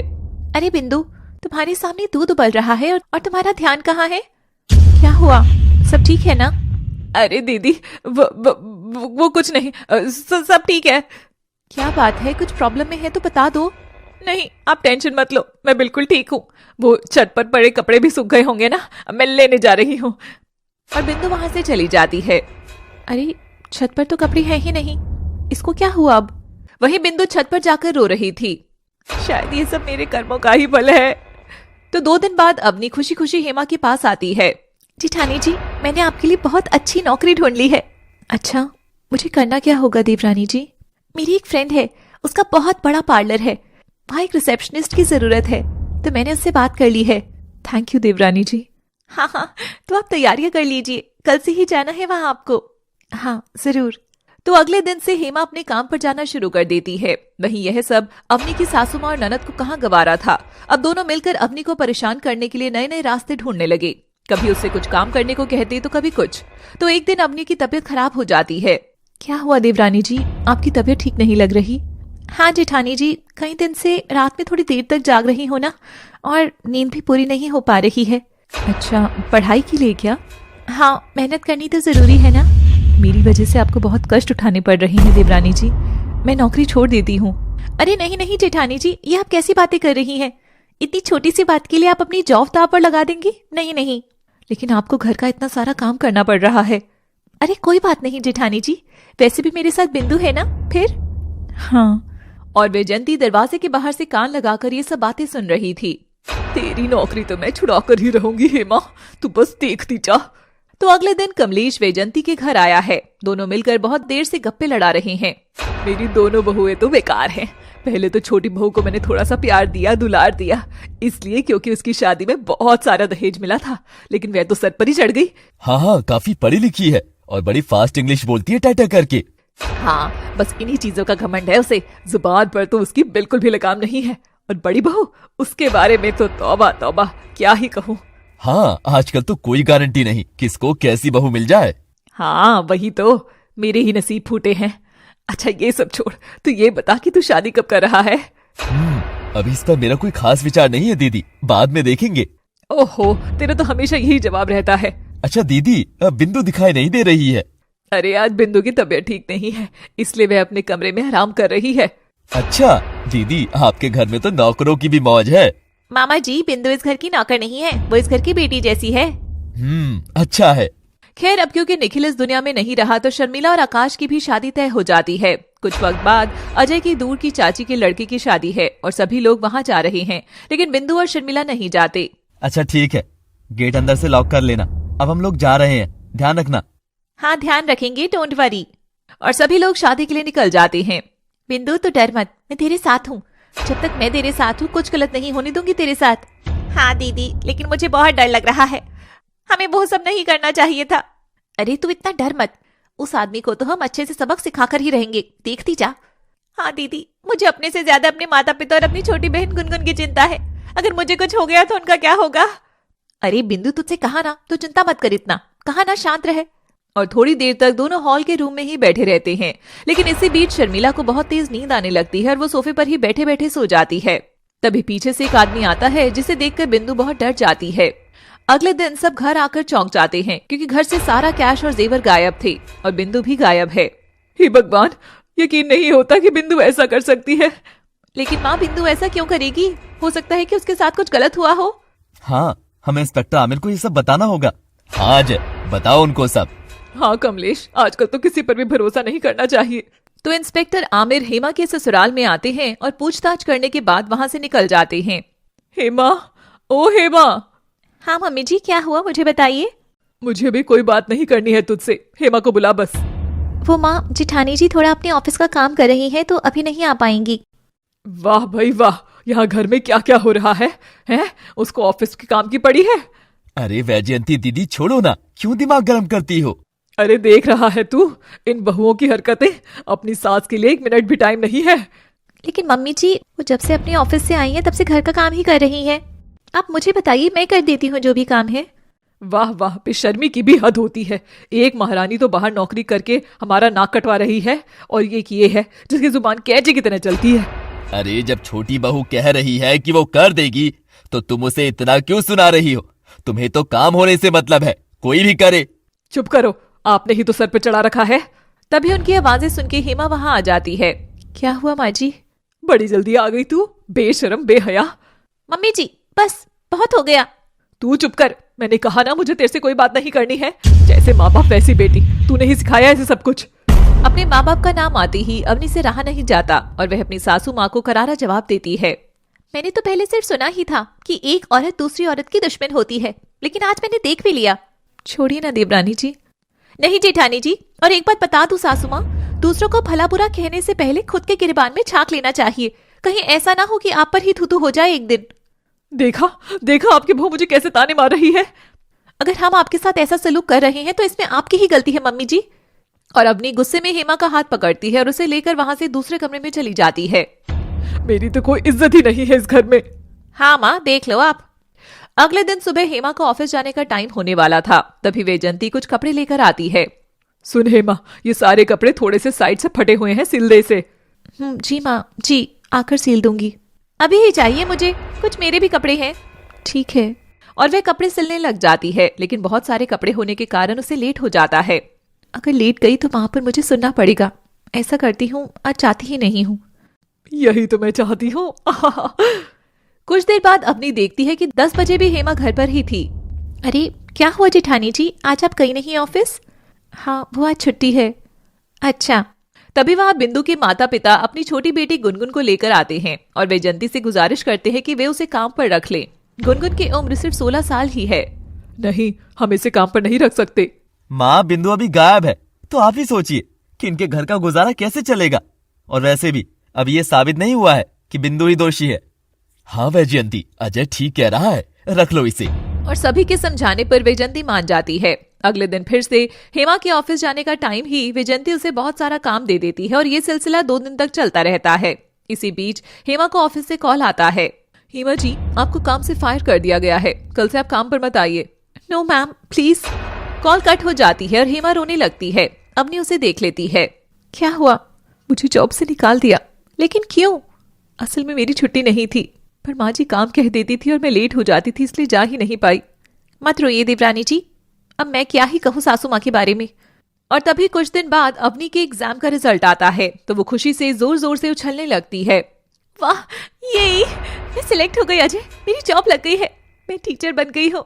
क्या सच में? अजय भी बात सुनकर फूला नहीं समाता। तुमने कर दिखाया अवनी, वाह, I am so happy for you. Me too. और अजय उसे खुशी से उठाकर घुमाने लगता है। तभी हेमा चाय लेकर आती है। अरे सॉरी सॉरी। अरे कोई बात नहीं, आइए ना अंदर। भाभी, अवनी टीचर बन गई है। वाह, बहुत बहुत बधाई हो। जेठानी जी, अब आपको पैसों की टेंशन लेने की कोई जरूरत नहीं है। हाँ, वही घर में सबको पता लगता है, लेकिन वैजयंती को इस बात से बिल्कुल भी खुशी नहीं होती। तो अगले दिन वैजयंती और आनंद की सालगिरह होती है। सभी रेस्टोरेंट में जाने के लिए तैयार हो रहे थे। माँ, मैंने कहा था ना मैं नहीं जाऊंगी, आज पेट में बहुत दर्द हो रहा है। अच्छा, तो तू घर में ही आराम कर। ठीक है। तो सभी लोग रेस्टोरेंट के लिए निकल जाते हैं। वहीं घर में सिर्फ गुनगुन और शर्मिला ही हैं। वो दरिंदा अब गुनगुन पर नजर रख रहा है, लेकिन इस बार कुछ गलत नहीं होने दूंगी। काश मेरे पास उसके खिलाफ कुछ सबूत हो तो वो आज सलाखों के पीछे होता। तभी वह गुनगुन को अपने कमरे में बुलाकर अपने पास बिठाती है। तभी वहाँ कमलेश आ जाता है। ये देखो गुनगुन, मैं तुम्हारे लिए क्या लेकर आया हूँ, ये कपड़े। अच्छा, बहुत अच्छे हैं। और कमलेश उसे दूसरे कमरे में ले जाने लगता है। नहीं मामा, छोड़ दो इसे, ये सिर्फ 16 साल की है। अच्छा, वो सब बात भूल गई तू। अगर मैंने जरा सा भी मुंह खोला ना तो तू लंबे समय के लिए जेल जाएगी। शर्मिला चुप हो जाती है और कुछ सोचने लगती है। वही कमलेश भी गुनगुन को दूसरे कमरे में ले गया था। तो शर्मिला से रहा नहीं जाता और कॉल पर अजय को वो सब कुछ बता देती है। तो सभी लोग घर वापसी के लिए निकल जाते हैं। नहीं नहीं। आजा, बाहों में आजा, कितना नखरा कर रही है। गुनगुन उससे बचकर भागने की कोशिश करती है। कहाँ जाएगी तू? लगता है तुझे भी वहीं पर भेजना पड़ेगा जहाँ तेरी बड़ी बहन को भेजा था, भगवान के पास। क्या? तू? हाँ, वो भी तेरी तरह बहुत नखरे दिखा रही थी। मुझे जाने दो, जाने दो। और तभी घर के सभी लोग वहाँ पर पहुँच जाते हैं और अजय दरवाजा खटखटाने लगता है। मामा जी, उसे जाने दीजिए, वरना मैं आपका वो हश्र करूंगा कि आप सोच भी नहीं सकते। लगता है शर्मिला ने सब बता दिया। और तभी कमलेश आपे से बाहर होकर गुनगुन के गाल पर चाकू रखकर बंद कमरे से बाहर आता है। अगर किसी ने भी कोई होशियारी करी तो मैं इसका गला यहीं पर काट दूंगा। बचाओ, छोड़ दो। और तभी पीछे से अजय का दोस्त अजीत आता है और कमलेश से भिड़ जाता है। इस भिड़त में गुनगुन कमलेश से दूर भाग जाती है। अजीत वही था जिसने आकाश का पता बताया था। गुनगुन बेटा, यहाँ आओ। और गुनगुन रोते हुए अपनी से लिपट जाती है। चिंता मत करो बेटा, सब ठीक हो जाएगा, हम है ना। बहुत गंदे हैं ये। तभी कमलेश मौका पाकर शर्मिला को पकड़ लेता है। तुम लोगों को पता नहीं है कि मैं कौन हूँ। मैंने कई सारे मर्डर किए हैं। तुम सबको तो यहीं पर ही निपटा दूंगा। मुझे जाने दो, वरना। और तभी हेमा बहादुरी दिखाती है और उससे भिड़ जाती है। और बाकी लोग भी मौका देखकर हेमा की मदद करने लगते हैं। और इसी बीच हेमा के हाथ पर चाकू लग जाता है। भाभी! नहीं, अरे देखो मामा जी भाग गए हैं। और वो भाग जाता है, लेकिन जल्द ही इंस्पेक्टर आमिर द्वारा पकड़ लिया जाता है। तो बता, तूने बिंदु को क्यों मारा? मैं उस पर गंदी नजर रखता था, और जब एक दिन सभी लोग शादी में गए हुए थे तो मुझे मौका मिल गया। शर्मिला घर पर ही थी तो मैंने उसके पानी में नशीली दवाई मिला दी थी और पीछे वाले दरवाजे से घर में घुस आया था। मैंने बिंदु के साथ गलत किया और जब वो बहुत शोर मचाने लगी तो गुस्से में उसका गला दबा दिया। इसके बाद घर के सारे जेवर लूट लिए और बिंदु की लाश नदी में फेंक दी। तो क्या ये सब शर्मिला को भी पता था? हाँ, वो अय्याश लड़की है और वो नकाब वाला आदमी जो उन दोनों को परेशान करता था, वो उसका एक्स बॉयफ्रेंड है। शर्मिला ने उस जैसे कई लड़कों को अपने प्यार में फंसाकर बेवकूफ बनाया था और मैंने इस बात का फायदा उठाया और उससे बोला कि मैं जो कर रहा हूँ वो मुझे करने दे। पता लगता है कि असल में उस लड़के ने शर्मिला को परेशान करना इसलिए छोड़ दिया था क्योंकि आकाश ने उसे धमकाया था और उस दिन वो लेटर गलती से शर्मिला को देने की बजाय अवनी को दे दिया था। वहीं दूसरी ओर घर वालों को भी ये सारी बातें पता चलती हैं। वहीं शर्मिला अपनी गलती कबूल करती है। माँ, मैंने बिंदु को बहुत सारे पैसे दिए थे निखिल पर गलत इल्जाम लगाने के लिए। मैंने ऐसा इसलिए किया ताकि निखिल की बदनामी हो और मैं वो कर सकूं जो चाहूं। लेकिन यह सब करने से पहले तुझे कुछ तो सोचना चाहिए था ना। माफ कर दीजिए माँ, बहुत बड़ी गलती हो गई। अजय, बिंदु के साथ बहुत गलत हुआ, इसलिए अब हम उसकी बहन गुनगुन और उसके परिवार की देखभाल करेंगे। अब मैं हमेशा आपके पास रहूंगी। हाँ गुनगुन। तभी वहाँ अचानक से निखिल आ जाता है और उसके साथ आकाश भी था। मुझे निखिल कहीं दूर इलाके में भटकते हुए मिले और वो निखिल की डेथ वाली बात झूठी खबर थी। दरअसल निखिल की मेंटल कंडीशन थोड़ी बिगड़ गई थी, इसलिए वह कहीं गायब हो गया था। निखिल को देखकर शर्मिला बहुत भावुक हो जाती है क्योंकि ये वही निखिल था जिसने उससे कभी प्यार किया था। मुझे माफ कर दो निखिल, प्लीज। लेकिन निखिल कुछ बोलता ही नहीं। देखो शर्मिला, तुमने जो भी गलती की है उसे सुधारने के लिए शायद भगवान ने तुम्हें एक मौका दिया है। तुम निखिल के साथ रहो और मुझे भूल जाओ। और उसे समझाकर वो वहां से चला जाता है। तो शर्मिला भी समझ जाती है और निखिल के साथ हमेशा रहने का वादा करती है। यही है रिश्ते प्यार के। हाँ अजय। तो इस तरह अवनी के ससुराल में फिर से खुशियां लौट आती हैं और सभी लोग खुशी खुशी रहते हैं। तो दोस्तों, कैसी लगी आपको हमारी ये स्टोरी? कमेंट बॉक्स में जरूर बताइएगा।